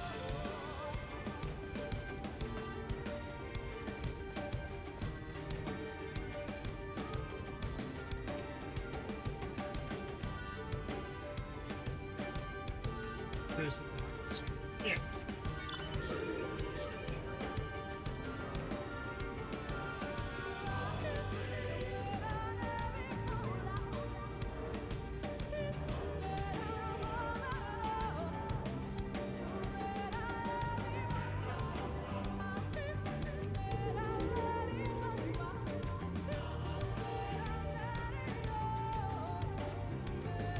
Push away the leaves and uncover a brilliant green. Of course it's near where they are. Naturally.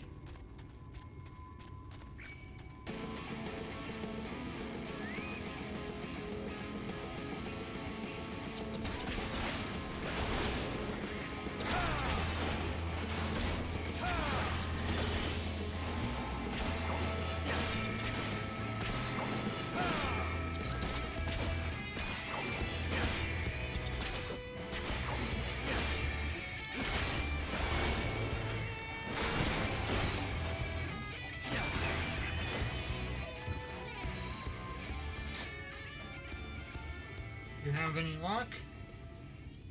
Yep, Jade Heartstone, a keepsake, once belonging to Tadia of the Night's Blood. It's beautiful. This has to be it. You know, Thancred always said you were a man of many talents, and I think I'm beginning to understand what he meant. I have much to learn if I'm to be even half the hero you are. The hero she was. I'm sorry. Forget I said anything. We should hurry back to Slitherbow. Runa and the others are probably worried.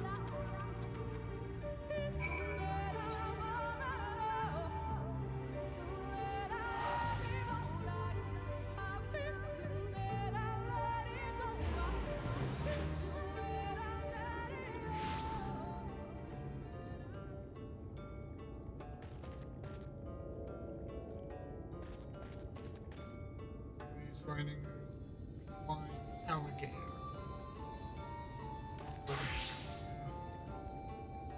Would that I could...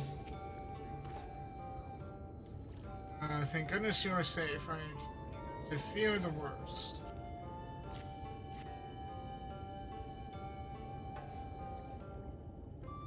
By all that is dark, you found it! We can proceed with her service as planned. These blessed gems serve not only to protect us in life, but to guide our spirits into the sunless sea in the hereafter. Even should we be felled by the Sin Eaters, so long as these gems are recovered, our souls are ensured peace in the dark.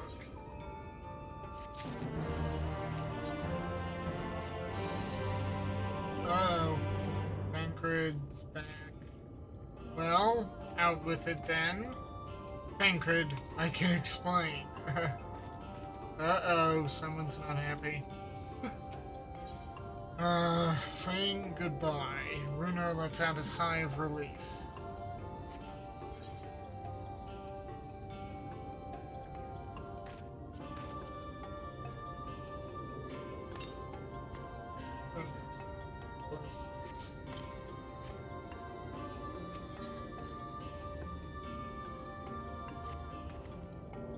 Words fail to express my gratitude for this kindness you have done for the Blessed. I must insist that you and your friends attend Tadia's service as honored guests. There is still much we must do to prepare, but please go and inform the others. It will be held in the darker. When you arrive, there should be an attendant present to explain the proceedings.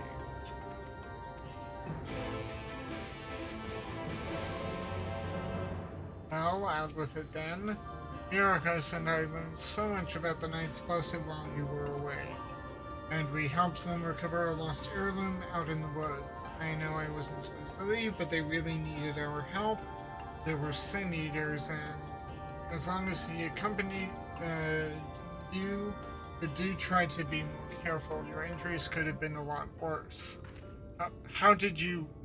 Let's just say a little bird told me, and it's telling me now that Myrokos has business with us. Is something the matter? The service is going to be held in the darker. They've asked us to attend the service? Yes. Of course we'll go. It's being held in the darker, is it? Yes, that's what I said. We'll take care not to be late, I promise. It's such a relief to know everything is going as planned. I'll join you in the darker shortly. Between your earlier excursion and my patrol of the area for sin eaters, hopefully you still Oh, you just said the name you shouldn't be saying. He said the name. No. Rude. But if he still miffed it, that's what I suppose that would make sense.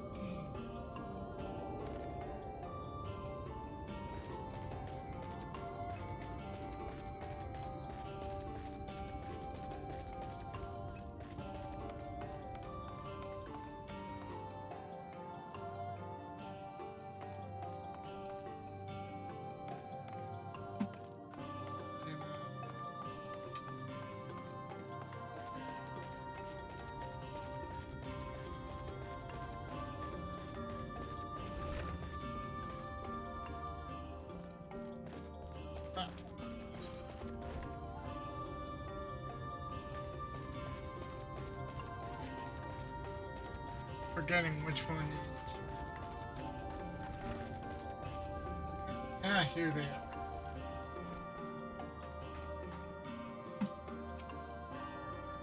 You still.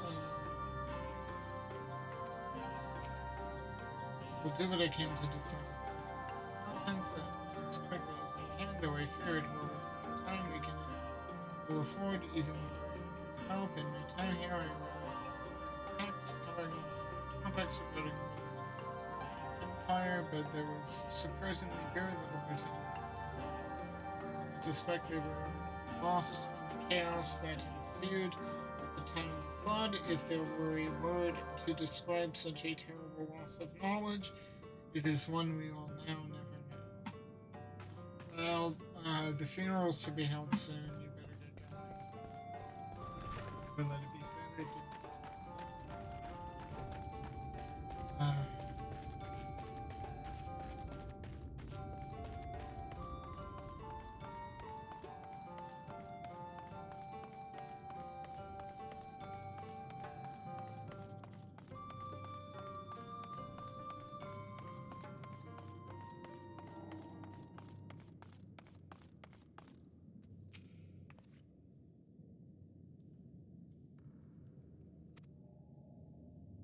The elderly woman hands you a candle. She then points over at a nearby corner where you might place it.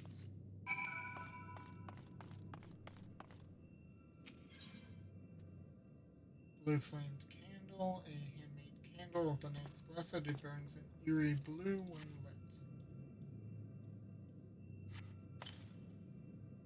Oh, that's nice.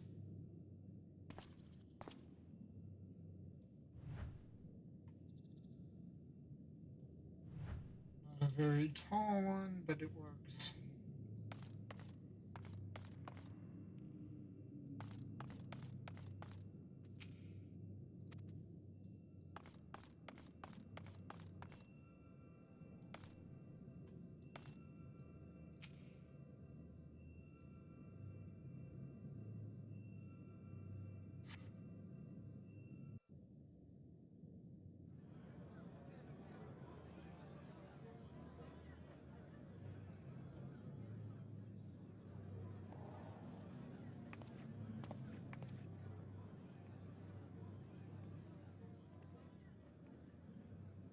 It seemed only right that we show our faces. May we join you? Only if you remain civil.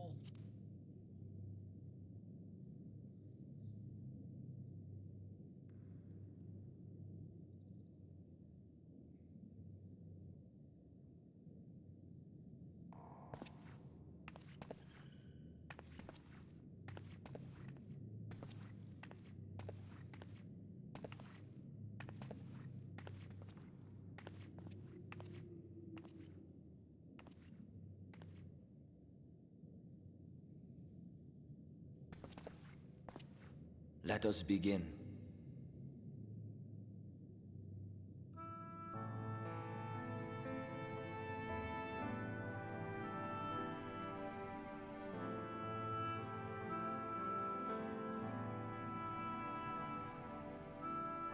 I thank you all for coming to pay respects to our fallen daughter of the night.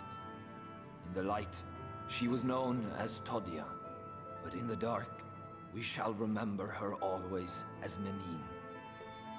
Let us each take a moment to offer her our prayers.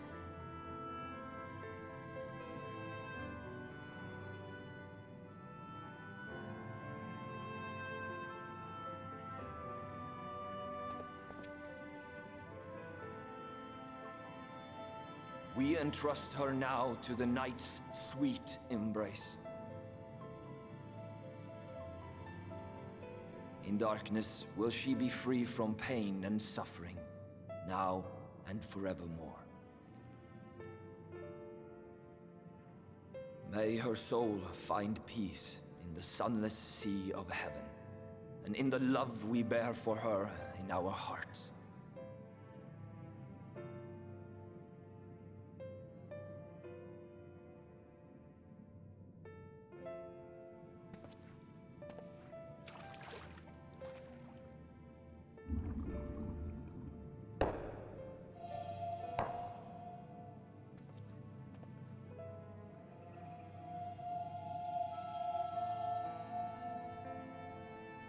That vessel represents the night sky, the sunless sea of heaven.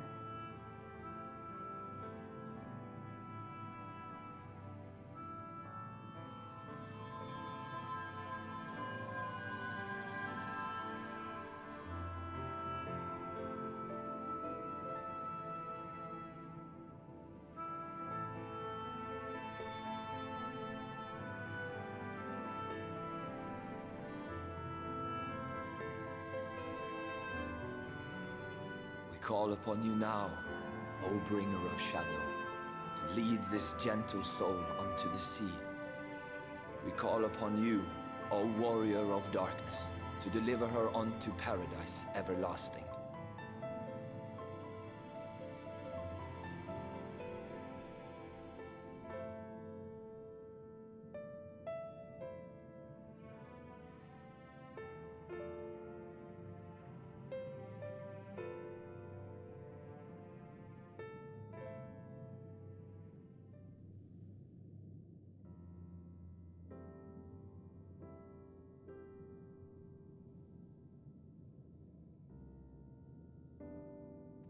I am told you assisted in the preparations for the service. On behalf of the Blessed, you have my sincerest thanks. The enduring legend of the Warrior of Darkness owes much to the traditions of these people. And none were more ardent in their faith than Todia. She would have been greatly moved by your presence.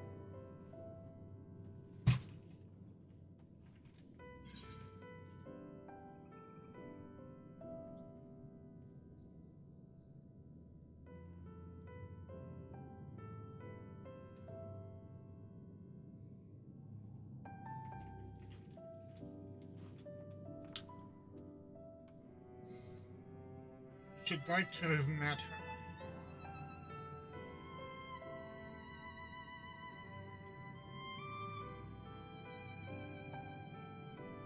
You might not deliver her to the heavens, but if you could deliver the night sky to her people, the real night sky, it would be the next best thing.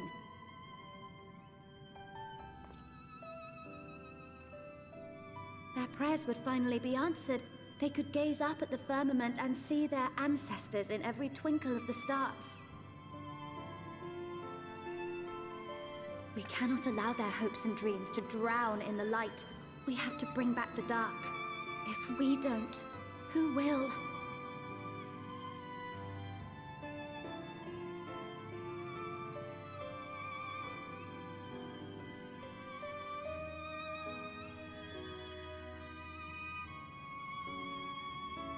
Forgive me, thinking of all those we have lost.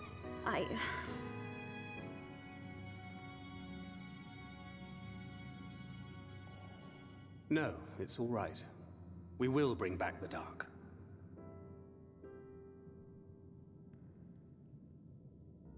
Mayhaps sooner than later, in fact.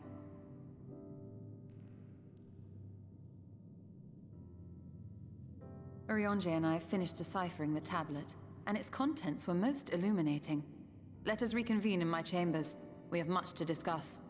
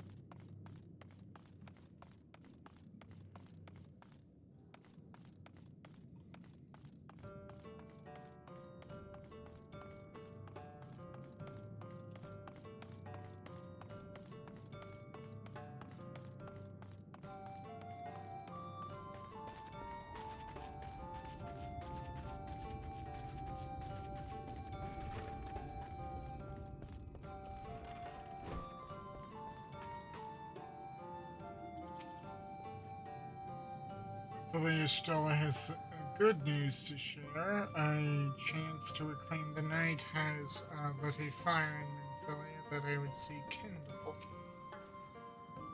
What do you suppose she's gleaned from the tablet?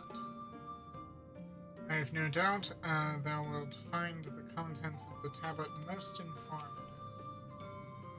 Good, you're here, thanks to the Exarch's gift. Our next course of action is now clear.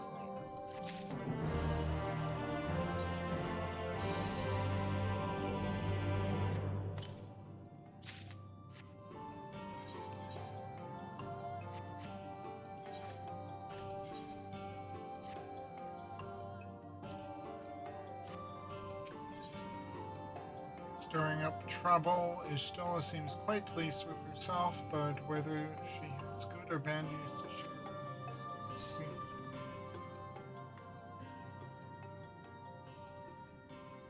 Let me begin by first explaining the origins of the tablet.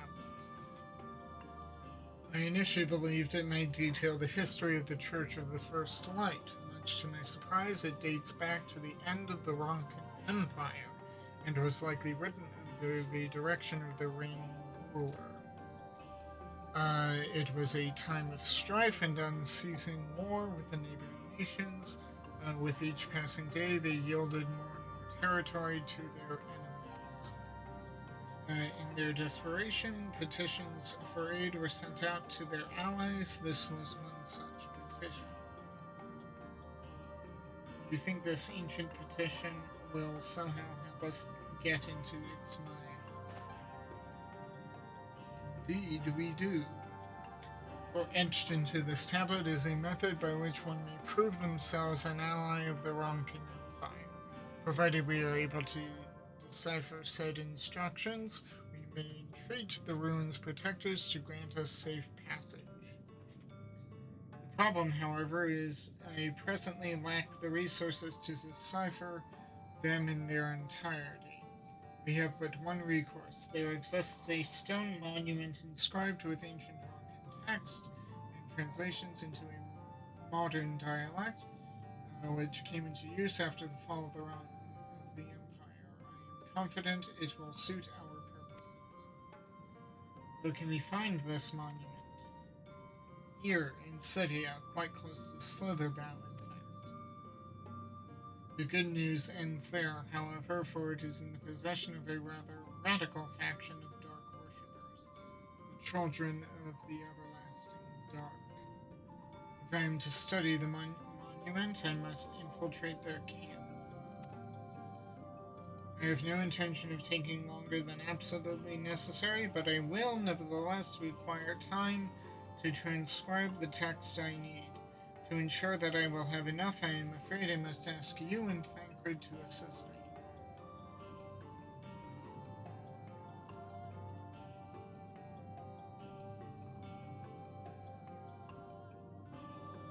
Before you even ask, the answer is no. If we are to remain unseen, our group must be as small as possible. Right, I'll stay here until you return. It won't be long. If anything should happen, you keep her safe.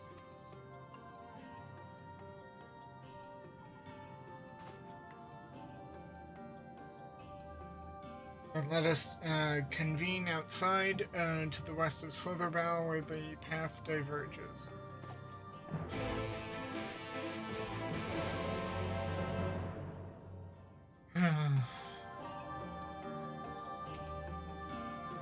Take care, Myrokos. For my part, I shall make all possible preparations that Ashtola may begin translating the tablet upon her.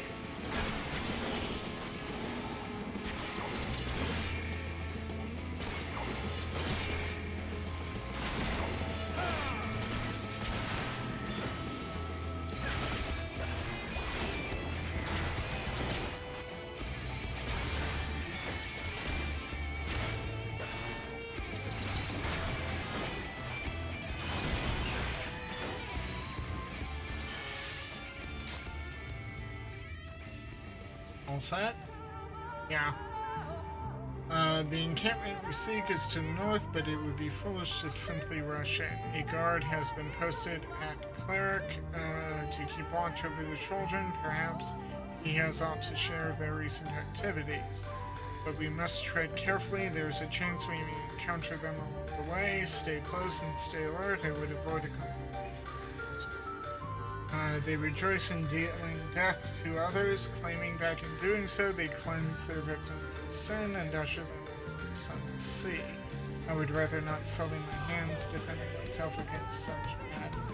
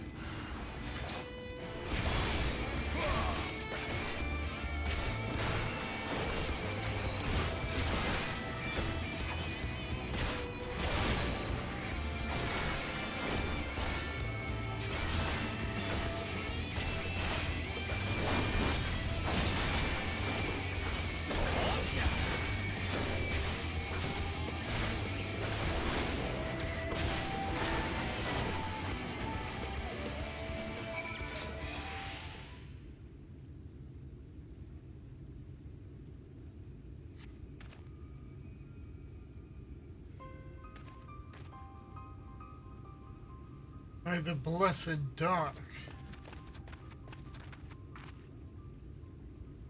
Thank goodness you are unharmed. We would have arrived sooner, but we too had a rather unwelcome visit from the children. You are an acquaintance of Master Matoya, then. My apologies. The children have been acting strange of late, so I thought to take a closer look. I was careless. Strange? What have you seen? At first, there seemed to be nothing out of the ordinary. The usual gathering of ingredients for poisons from flora and fauna. But then I took notice of their venomous spiders. They've been breeding them in much greater numbers. It's as if they are preparing for something. Any ideas as to what? It could be anything, really. If it meant the end of the Blessed, nothing would be too cruel or violent for them. But perhaps we could use their present preoccupation with spiders to our advantage. If we were to introduce a threat to the nests where they keep them, the children would be compelled to save them.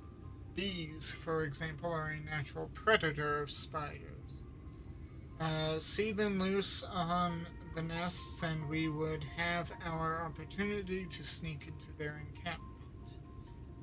What a mischievous plan. I like it. With a bit of smoke, we should be able to subdue a few colonies, long enough to secure their hives. Have you anything we might be able to use? We should have smoke bombs at the outpost just over there. Then it's settled. Grab a few smoke bombs from the outpost and search for beehives. I imagine the bees won't take too kindly to your visit, but once they're knocked out, take the beehives and bring them back here. 2 will suffice, I should think.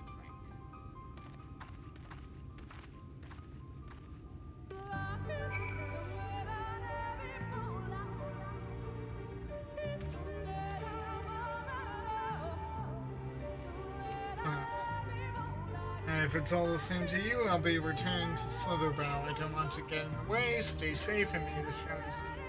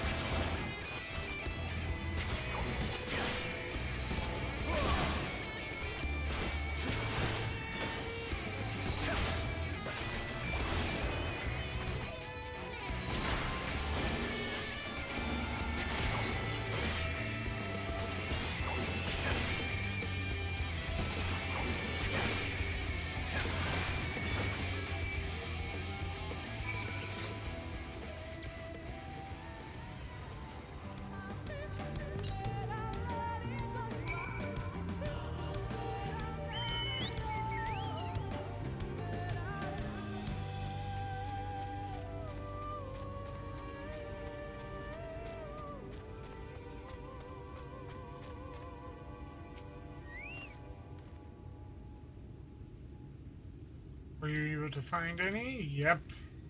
The guard returned to Slitherbow, but not before offering his thanks. As for the beehives, Thancred and I were successful in acquiring what we need. How did you fare? I got a couple. This is more than enough. The children are certain to be displeased. Let us hurry before the bees begin to stir.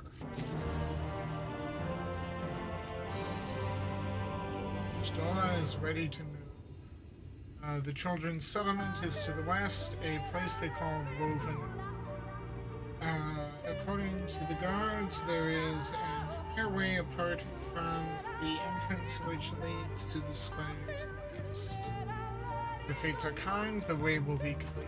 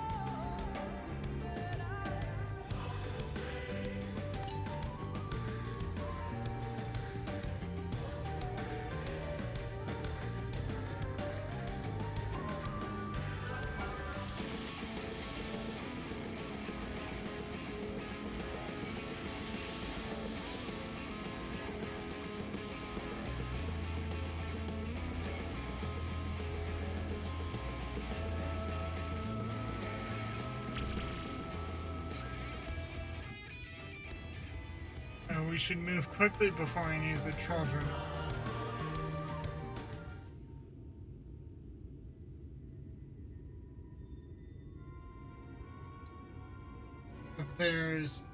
Up there is the airway.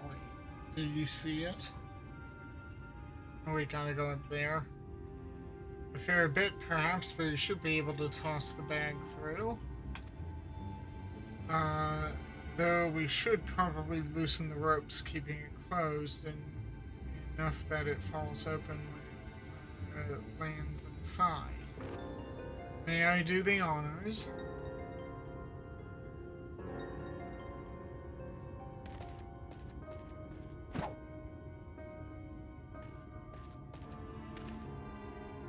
That should do it. Now we wait. What is that? These, by the abyss, they're everywhere. Help! Someone help! We have to save the spiders. It sounds like our plan is working. Still, it is quite likely not all were drawn away from the posts. If you should come to blows with the children, I'll see to it any signs of struggle are concealed. Failing that, I'll create a distraction to buy your stolen more time. Should anyone get past me, it falls to you to guard her. Your concern is appreciated, but I sincerely doubt it will come to it.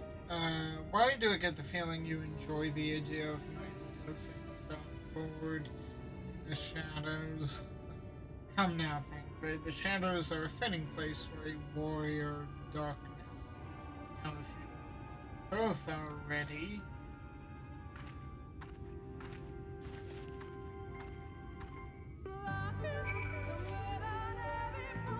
Go on, I'll be right behind you.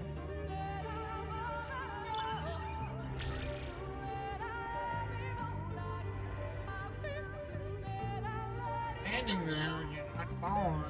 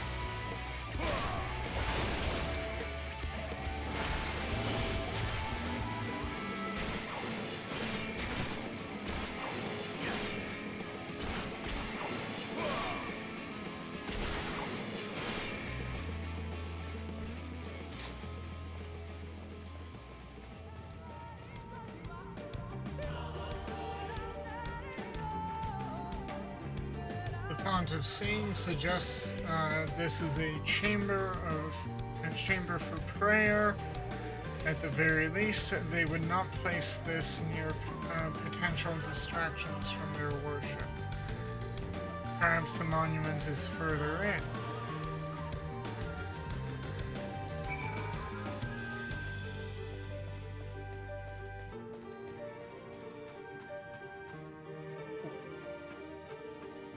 What are these?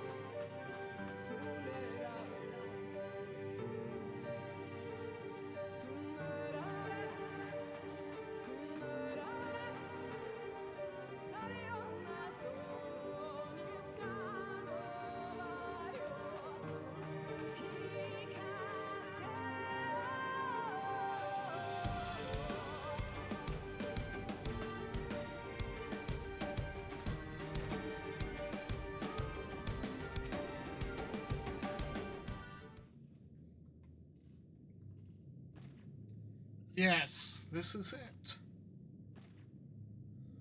I will be but a moment. Keep watch of the entryway. On second thought, would you mind examining the murals on these walls while I look this over?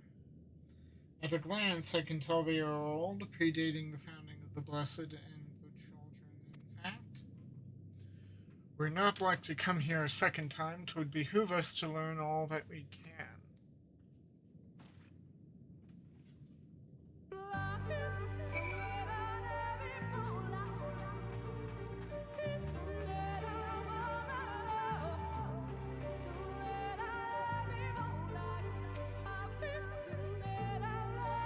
Examine the murals and take note of what events they may depict.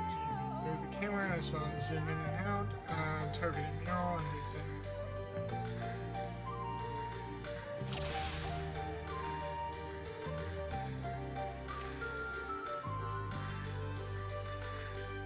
The mural appears to be ancient. A warrior in the middle stands triumphant over what appears to be a creature of shadow. Other figures surround the warrior, rejoicing in their victory.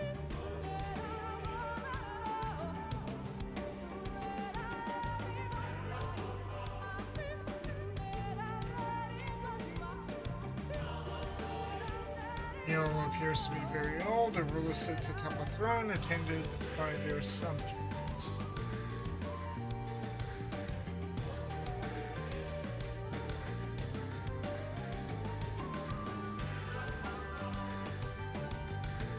The mural appears to be fairly old. A knight shields himself and their comrades from an encroaching darkness. The central figure is considerably faded.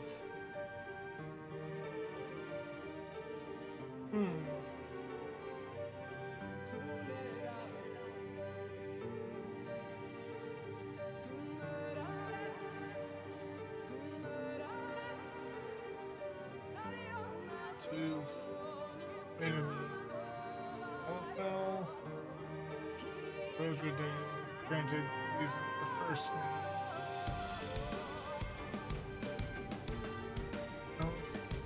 Why do these look like the children of, not the children, the warriors of the past?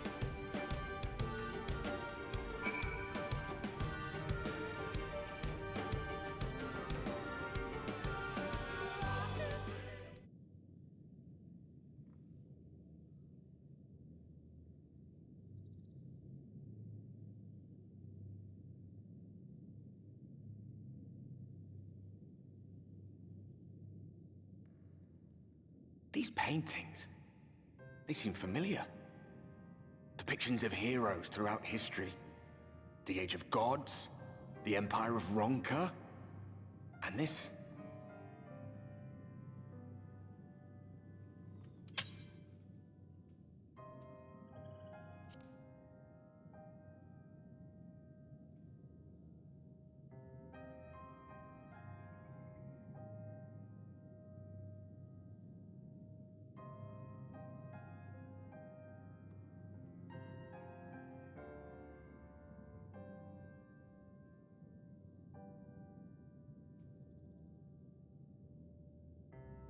There was a man.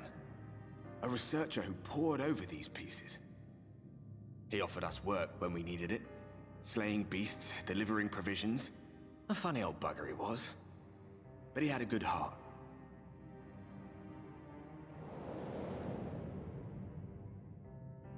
He believed this first painting dated back to a time of myth and legends. A tribute to the heroes of a long-forgotten era. The story went that it was rediscovered by an explorer from Ronka, who was so struck by its majesty that a second painting was commissioned, commemorating the heroes of their day. One day you will all be here too, he said. Heroes immortalized forever. Maybe I'll paint you myself? I had a good laugh at that. We were only trying to make our way after all. Being heroes couldn't have been further from our minds.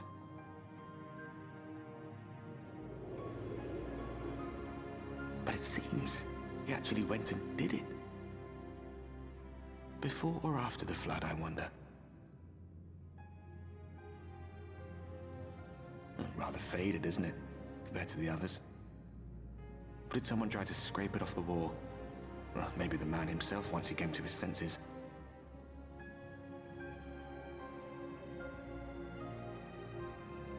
Do you suppose your deeds will warrant an addition to this collection? Or some other kind of monument?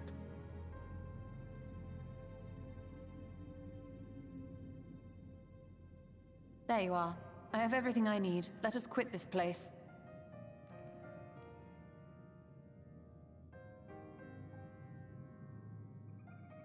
Is something the matter?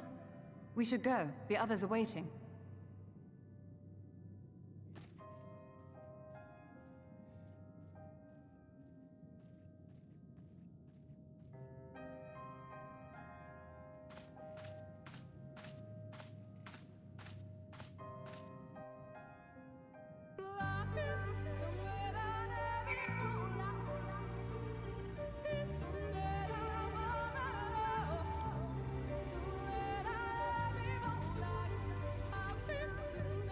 Good to see my distraction proved successful.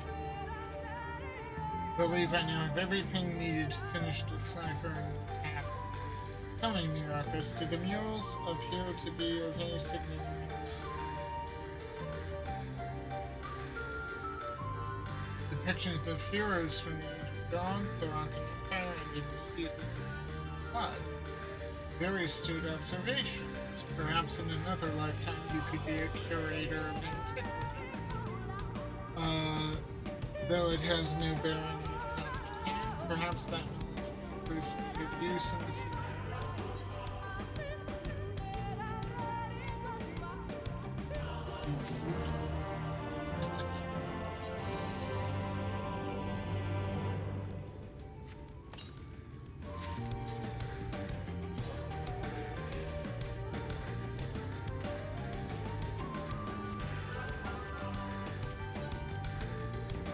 An unwanted proposal.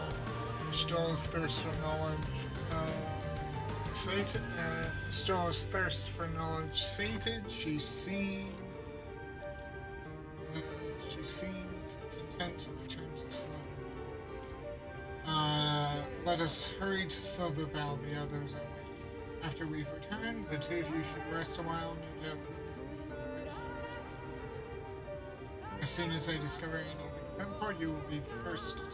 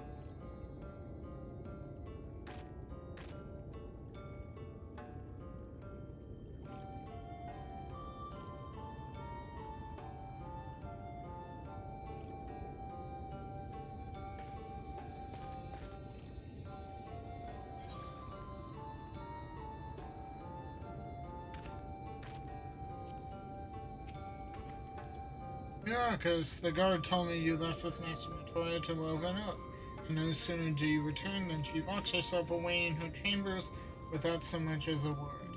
She knows how I worry when she leaves without telling me, but she is safe, and that is all that matters. You must be hungry after such a journey. Why not have a seat there by the fire? The stew should be ready soon.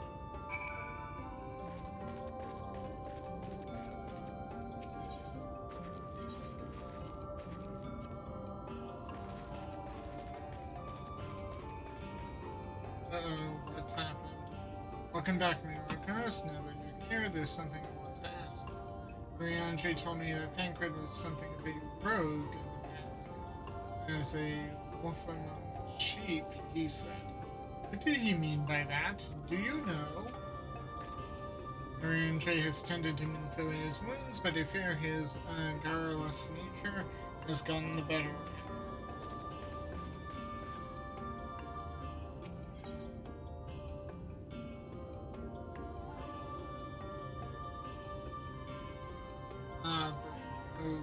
Okay.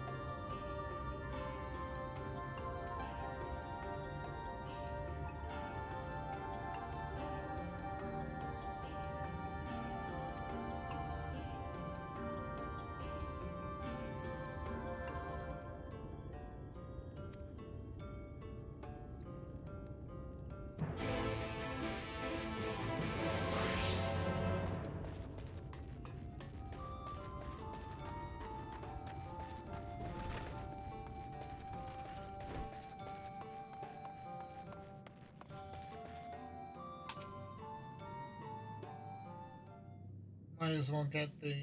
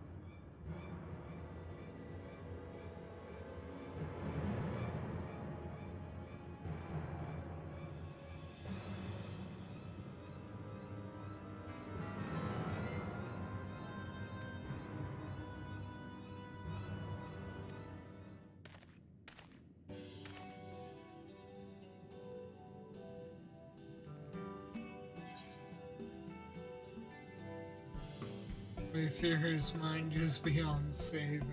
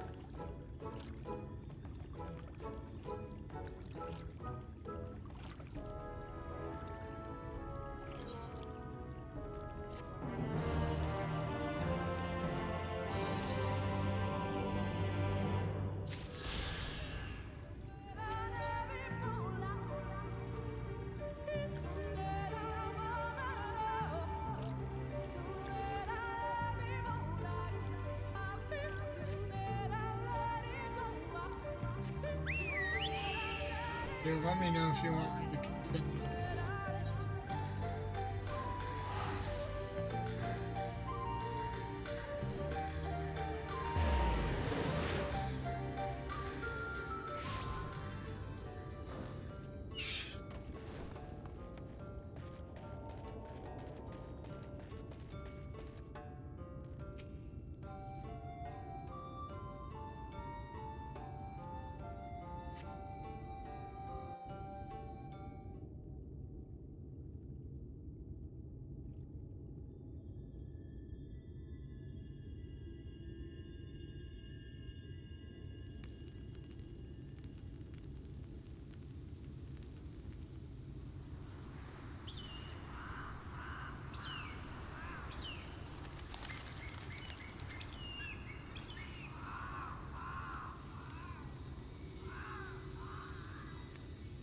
Strange.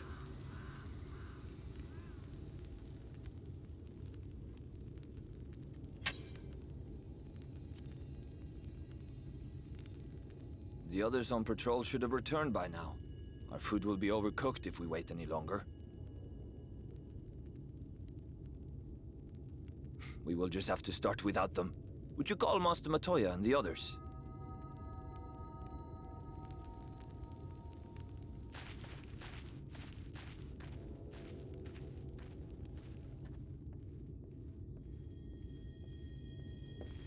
I tire of these games, Urianger. Why do you pretend you cannot see it?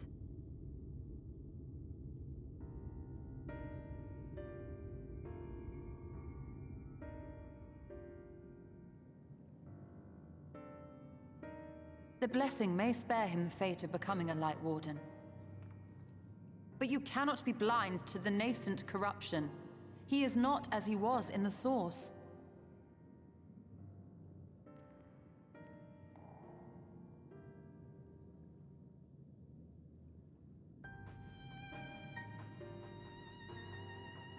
Though I have no proof, I fear that the light which poured forth from the Wardens was not negated at all. I fear it was absorbed, that he has been suffused with their light.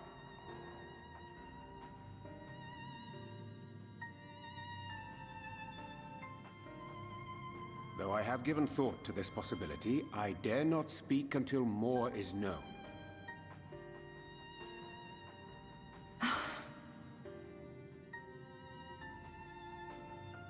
By the time you deign to enlighten us, it may be too late, if it is not already.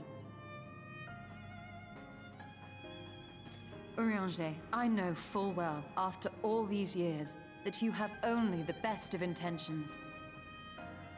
But that does not make it any easier to put my faith in a man so infatuated with secrecy.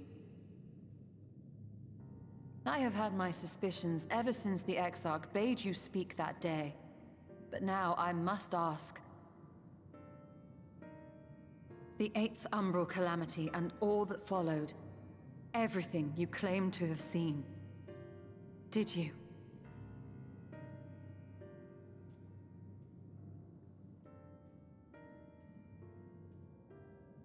Help! Someone help! The Ilmorans have come for us! We're under attack!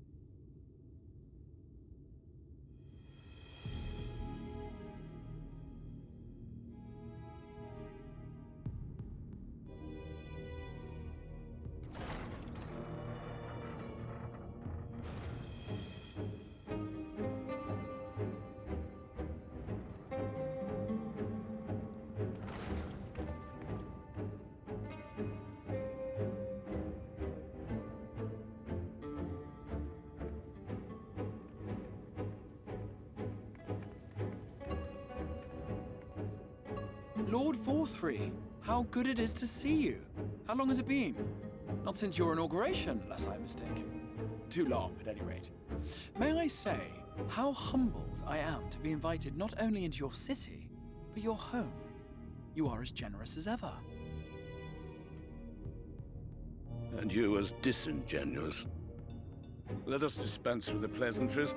This merry band of dissidents people are calling Warriors of Darkness, they have slain Sin-Eaters, and by all accounts the Crystarium is complicit in their villainy.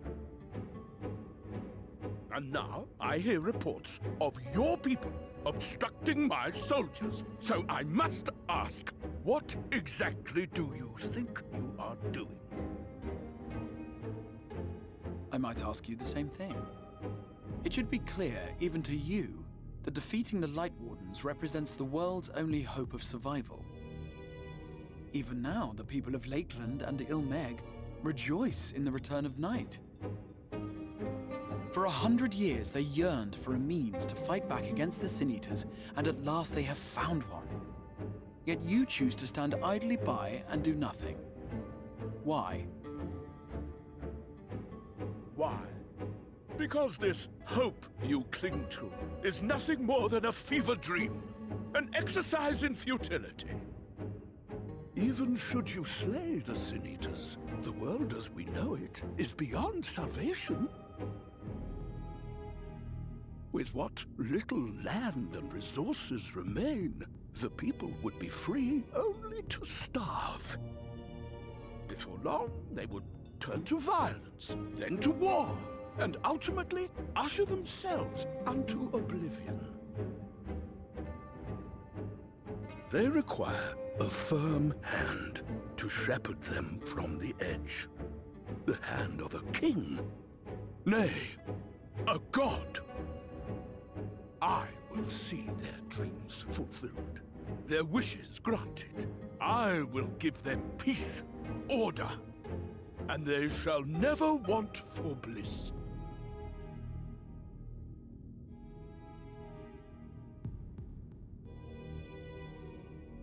Men are fickle creatures who entertain vague ideals without the faintest notion what they cost. But a little fear can go a long way towards helping them realize what it is they truly need. Sanctuary. And they shall find none in this world save that which I afford them. That is why the Sin-Eaters exist. To unite the world under my dominion. A paradise fit to grace the 8th Umbral era. What was that? A minor epiphany, nothing more.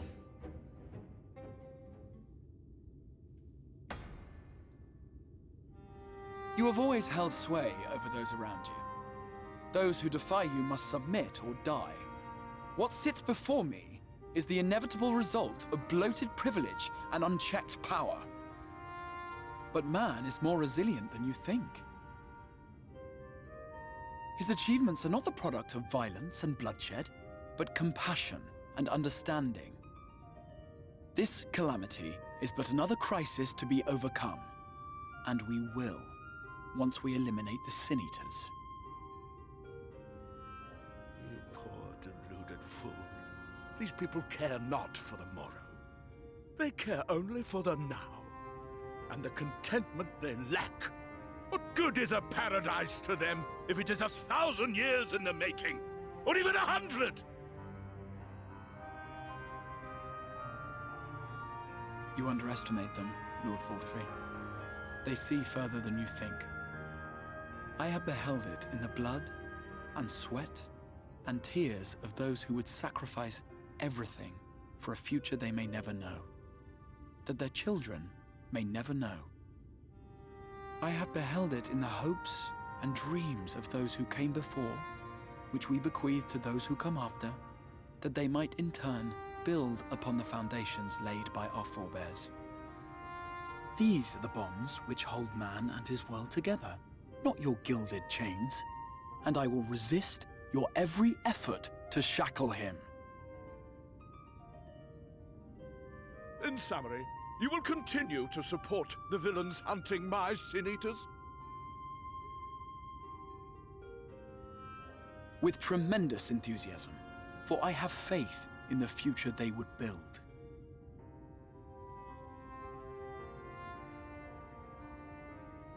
Why do I even bother? Fools, the lot of you! So naive! So painfully predictable!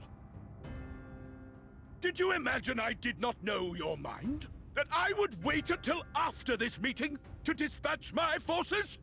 Even as we speak, they march to the Sin Eater's defense. What? Insurrection will not be tolerated!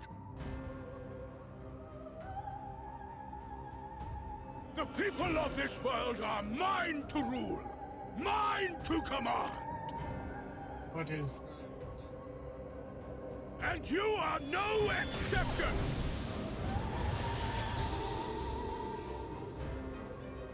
What? How did he... Insolent swine! I will not stand for this! Do you hear me?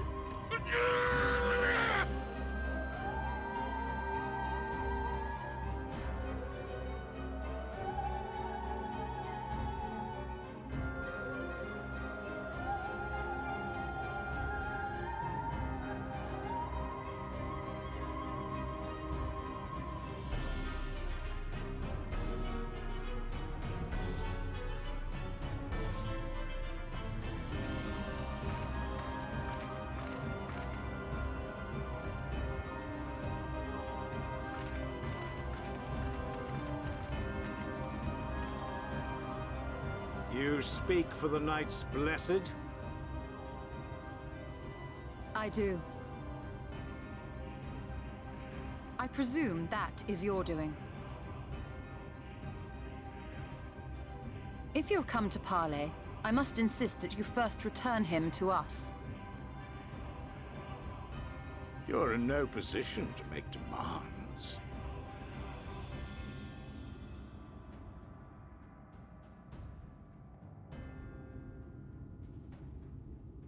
By Lord Vorthry's decree, Raktika now falls under the governance of Yulmore. You will henceforth answer to us.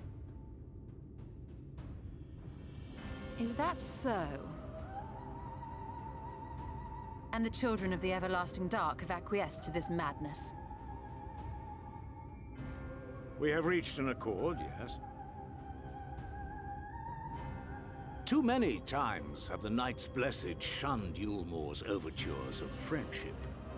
The risk that you harbor hostile intentions has grown too great to ignore. Therefore, his lordship has claimed dominion over this forest and bestowed executive authority upon the children of the Everlasting Dark. In his wisdom, Lord Vorthry has agreed to recognize ours as the only permissible expression of dark worship. It's one true faith. You and your false creed are a blight on these woods.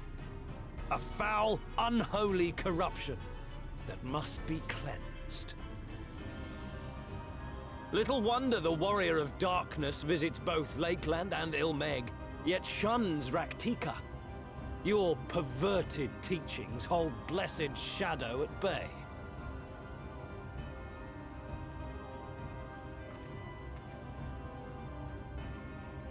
You have accepted the yoke of Yulmore to spite us, then? Fools. Darkness will never return to these skies while they hold sway.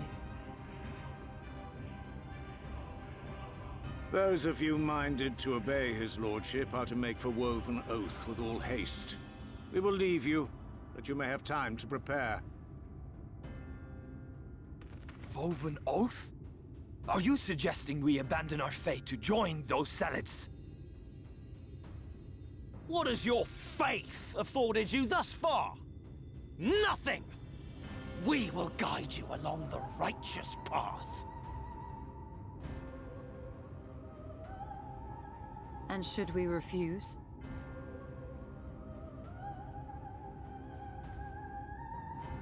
Anyone found here upon our return will be considered a traitor to Yulmore, and dealt with as such.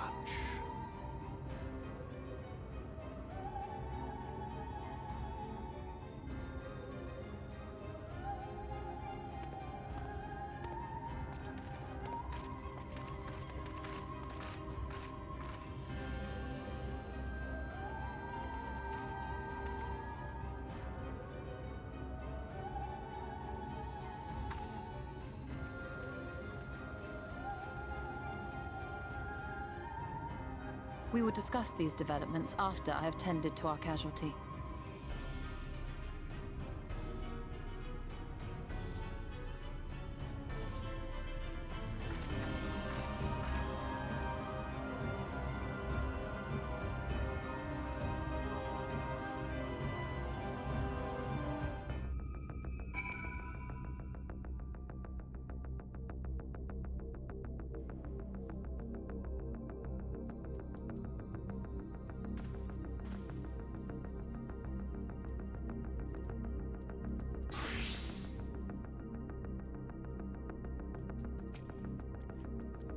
That Yulmore has gained a foothold here in the woods bodes ill for the Knights Blessed. Surely there's something we can do to help the Knights Blessed, isn't there?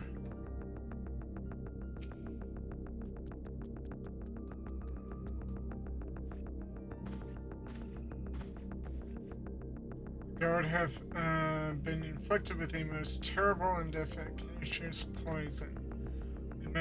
We have attempted all manner of healing incantations. Alas, his condition remains unchanged.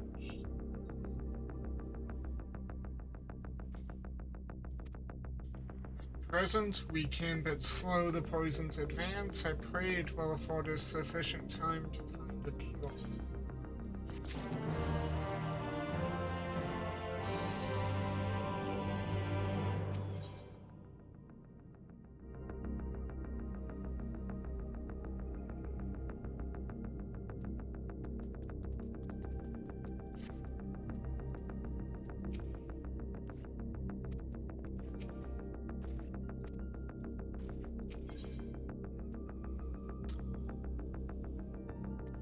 Put to the proof, Ariange wears a somber expression.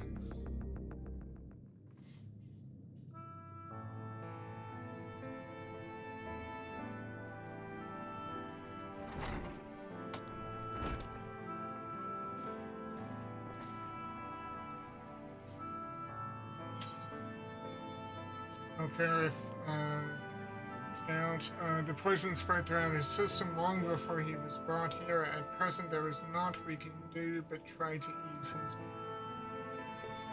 Oh. Do not blame yourselves, my friends. All that can be done has been done. Even had we reached him sooner, it would have made little difference. The children employ countless poisons. Finding a suitable antidote is a nigh impossible task. What of the rest of the Blessed? Have they taken the news of Yulmore's generous proposition? With anger and dismay, we cannot hope to oppose them and both them and the children. I considered a convocation of all the Knights Blessed that we might consider their ultimatum, but I know how they will answer. Master Matoya, I am truly sorry. We will not, cannot abandon our faith. But there is no reason for you to suffer for our decision. Your work is not yet done, and you still have time to flee. Flee? I am not one to run from my troubles. In fact, with Myrokos' arrival, I am minded to take the offensive.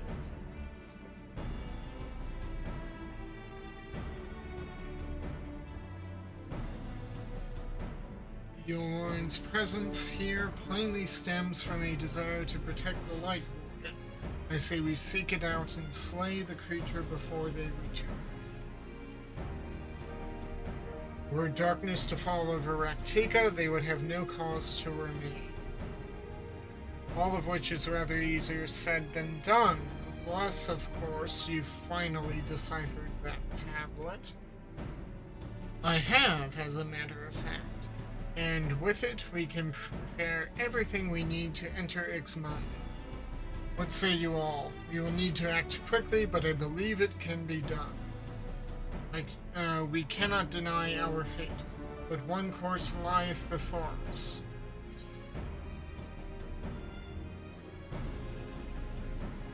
We slay the Light Warden for the Knights Blessed. Well, we are villains, are we not? Yeah, we slay the Light Warden.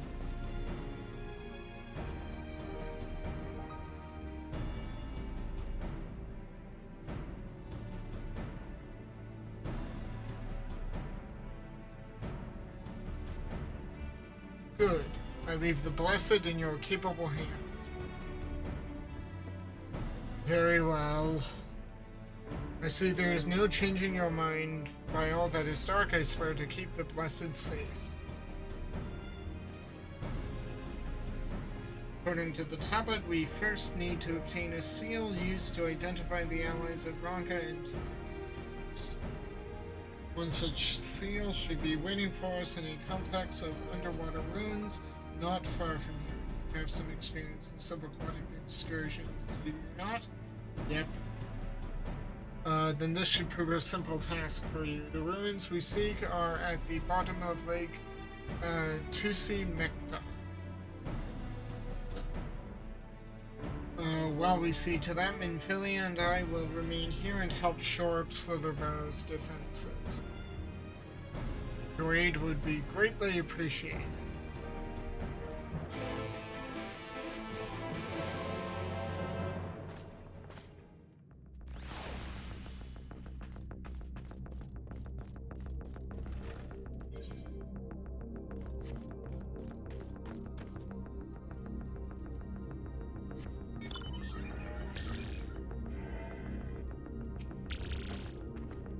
I realize there is no stopping you, so do what you must, and the Knights Blessed shall do the same. I only ask that you keep Master Matoya safe. There is no denying she is powerful, but the path she needs is plain. Where she goes, she will have need of powerful allies.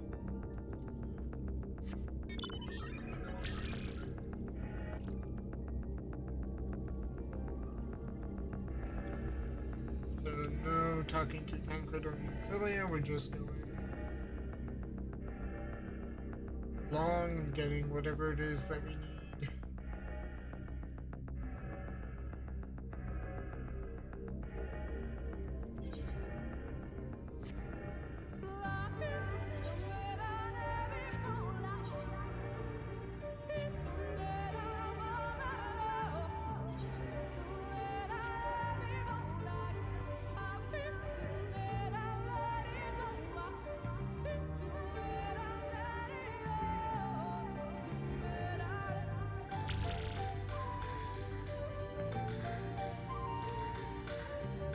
There you are, ready for a swim? The seal we seek should be stored in a chamber somewhere inside the ruins beneath the lake. However, the entrance is seemingly protected by a subtle locking mechanism rooted in the symbolism of Ronkan culture. The Ronkans sought to live in harmony with nature and considered certain animals to be sacred. Foremost in their pantheon was the snake, portrayed as the protector of the wood and arbiter of life and death. Below it were four others, each equal in rank: the Curl, the Kolibiri, Oppo, and Wolf. Characterized as the bringers of liberty, words, enlightenment, and harmony, respectively. To open the chamber containing the seal, the tablet states that one must pay due deference to three of these beasts by placing one's palm on monuments wrought in their image, and that this must be done in a specific sequence. If my interpretation is correct, the order can be discerned from the three commandments which follow. Give praise unto the snake, by its strength our lands prosper. Be as the Oppo, rival they kin. As all parts seek betterment, so too does the whole. Be as the wolf, move as one, peace comes to all who seek harmony. Tablet says not of the placement, size, or appearance of the model. The last, hopefully all will become clear when you reach the bottom of their safety. You have forgotten the secrets. Why don't you listen this time? Snake, Oppo Oppo, wolf. Okay. Okay.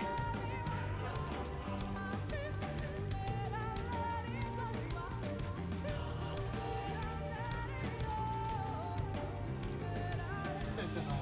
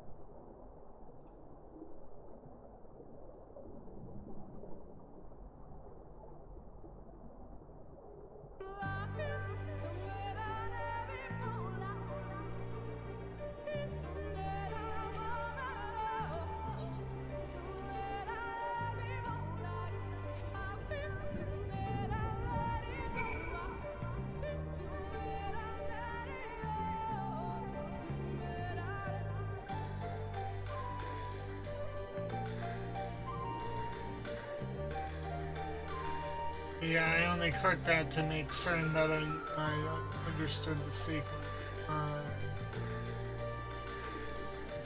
The snake, and then it was...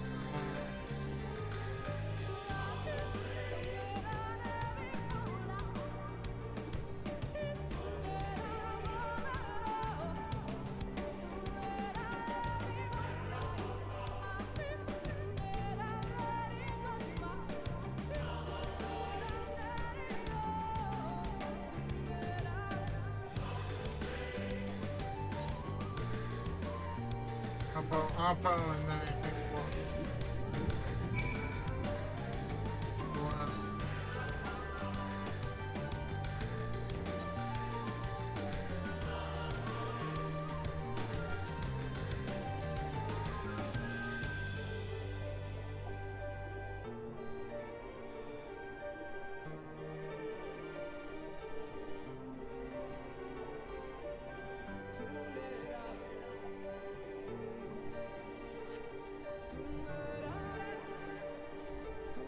I forgot I can mount up here.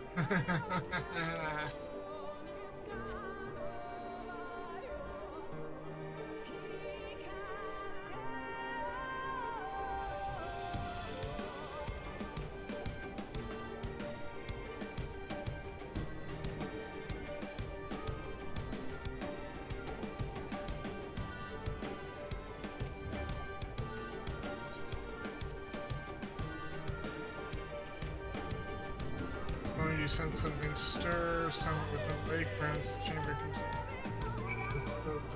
Ooh!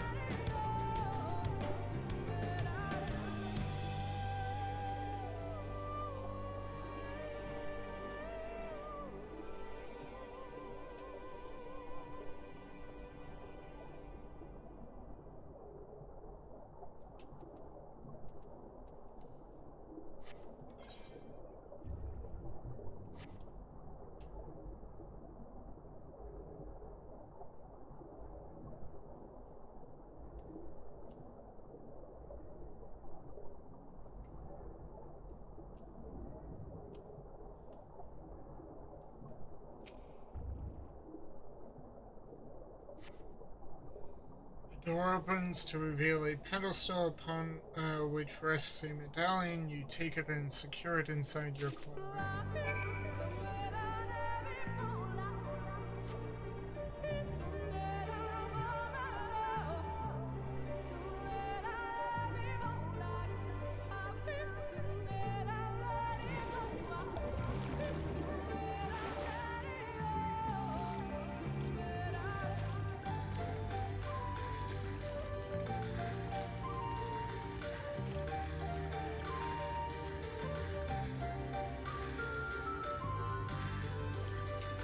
You find it? Yep. A small medallion bearing Benel, the insignia of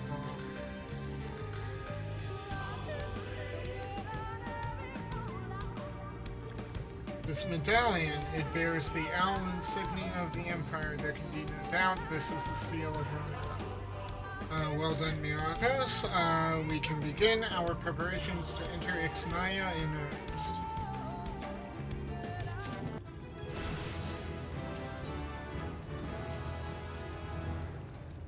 Into the wood. Ishtola would waste no time in heading to Ixmaya.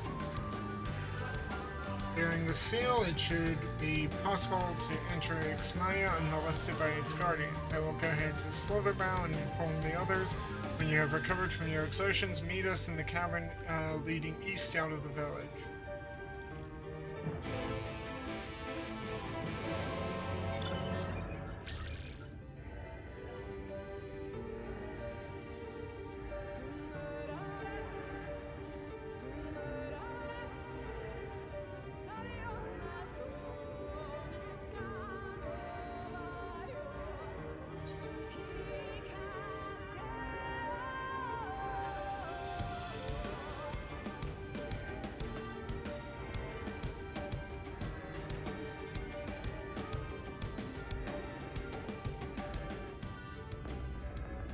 Okay. Yes, the battle music here, so you can't quite rest here. With that, I think I will pause here. It's been over 3 hours. This also feels like a good pause point. So I will... Anything new? And...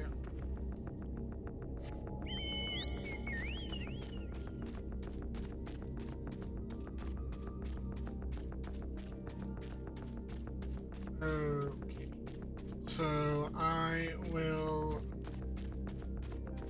stop here, and in the next part we will go into Ixmaya. So without further ado, if you liked what you saw at any point, please like, share, and subscribe. On YouTube, hit the notification bell there. Give me a follow on Twitch, do the same with the notification bell.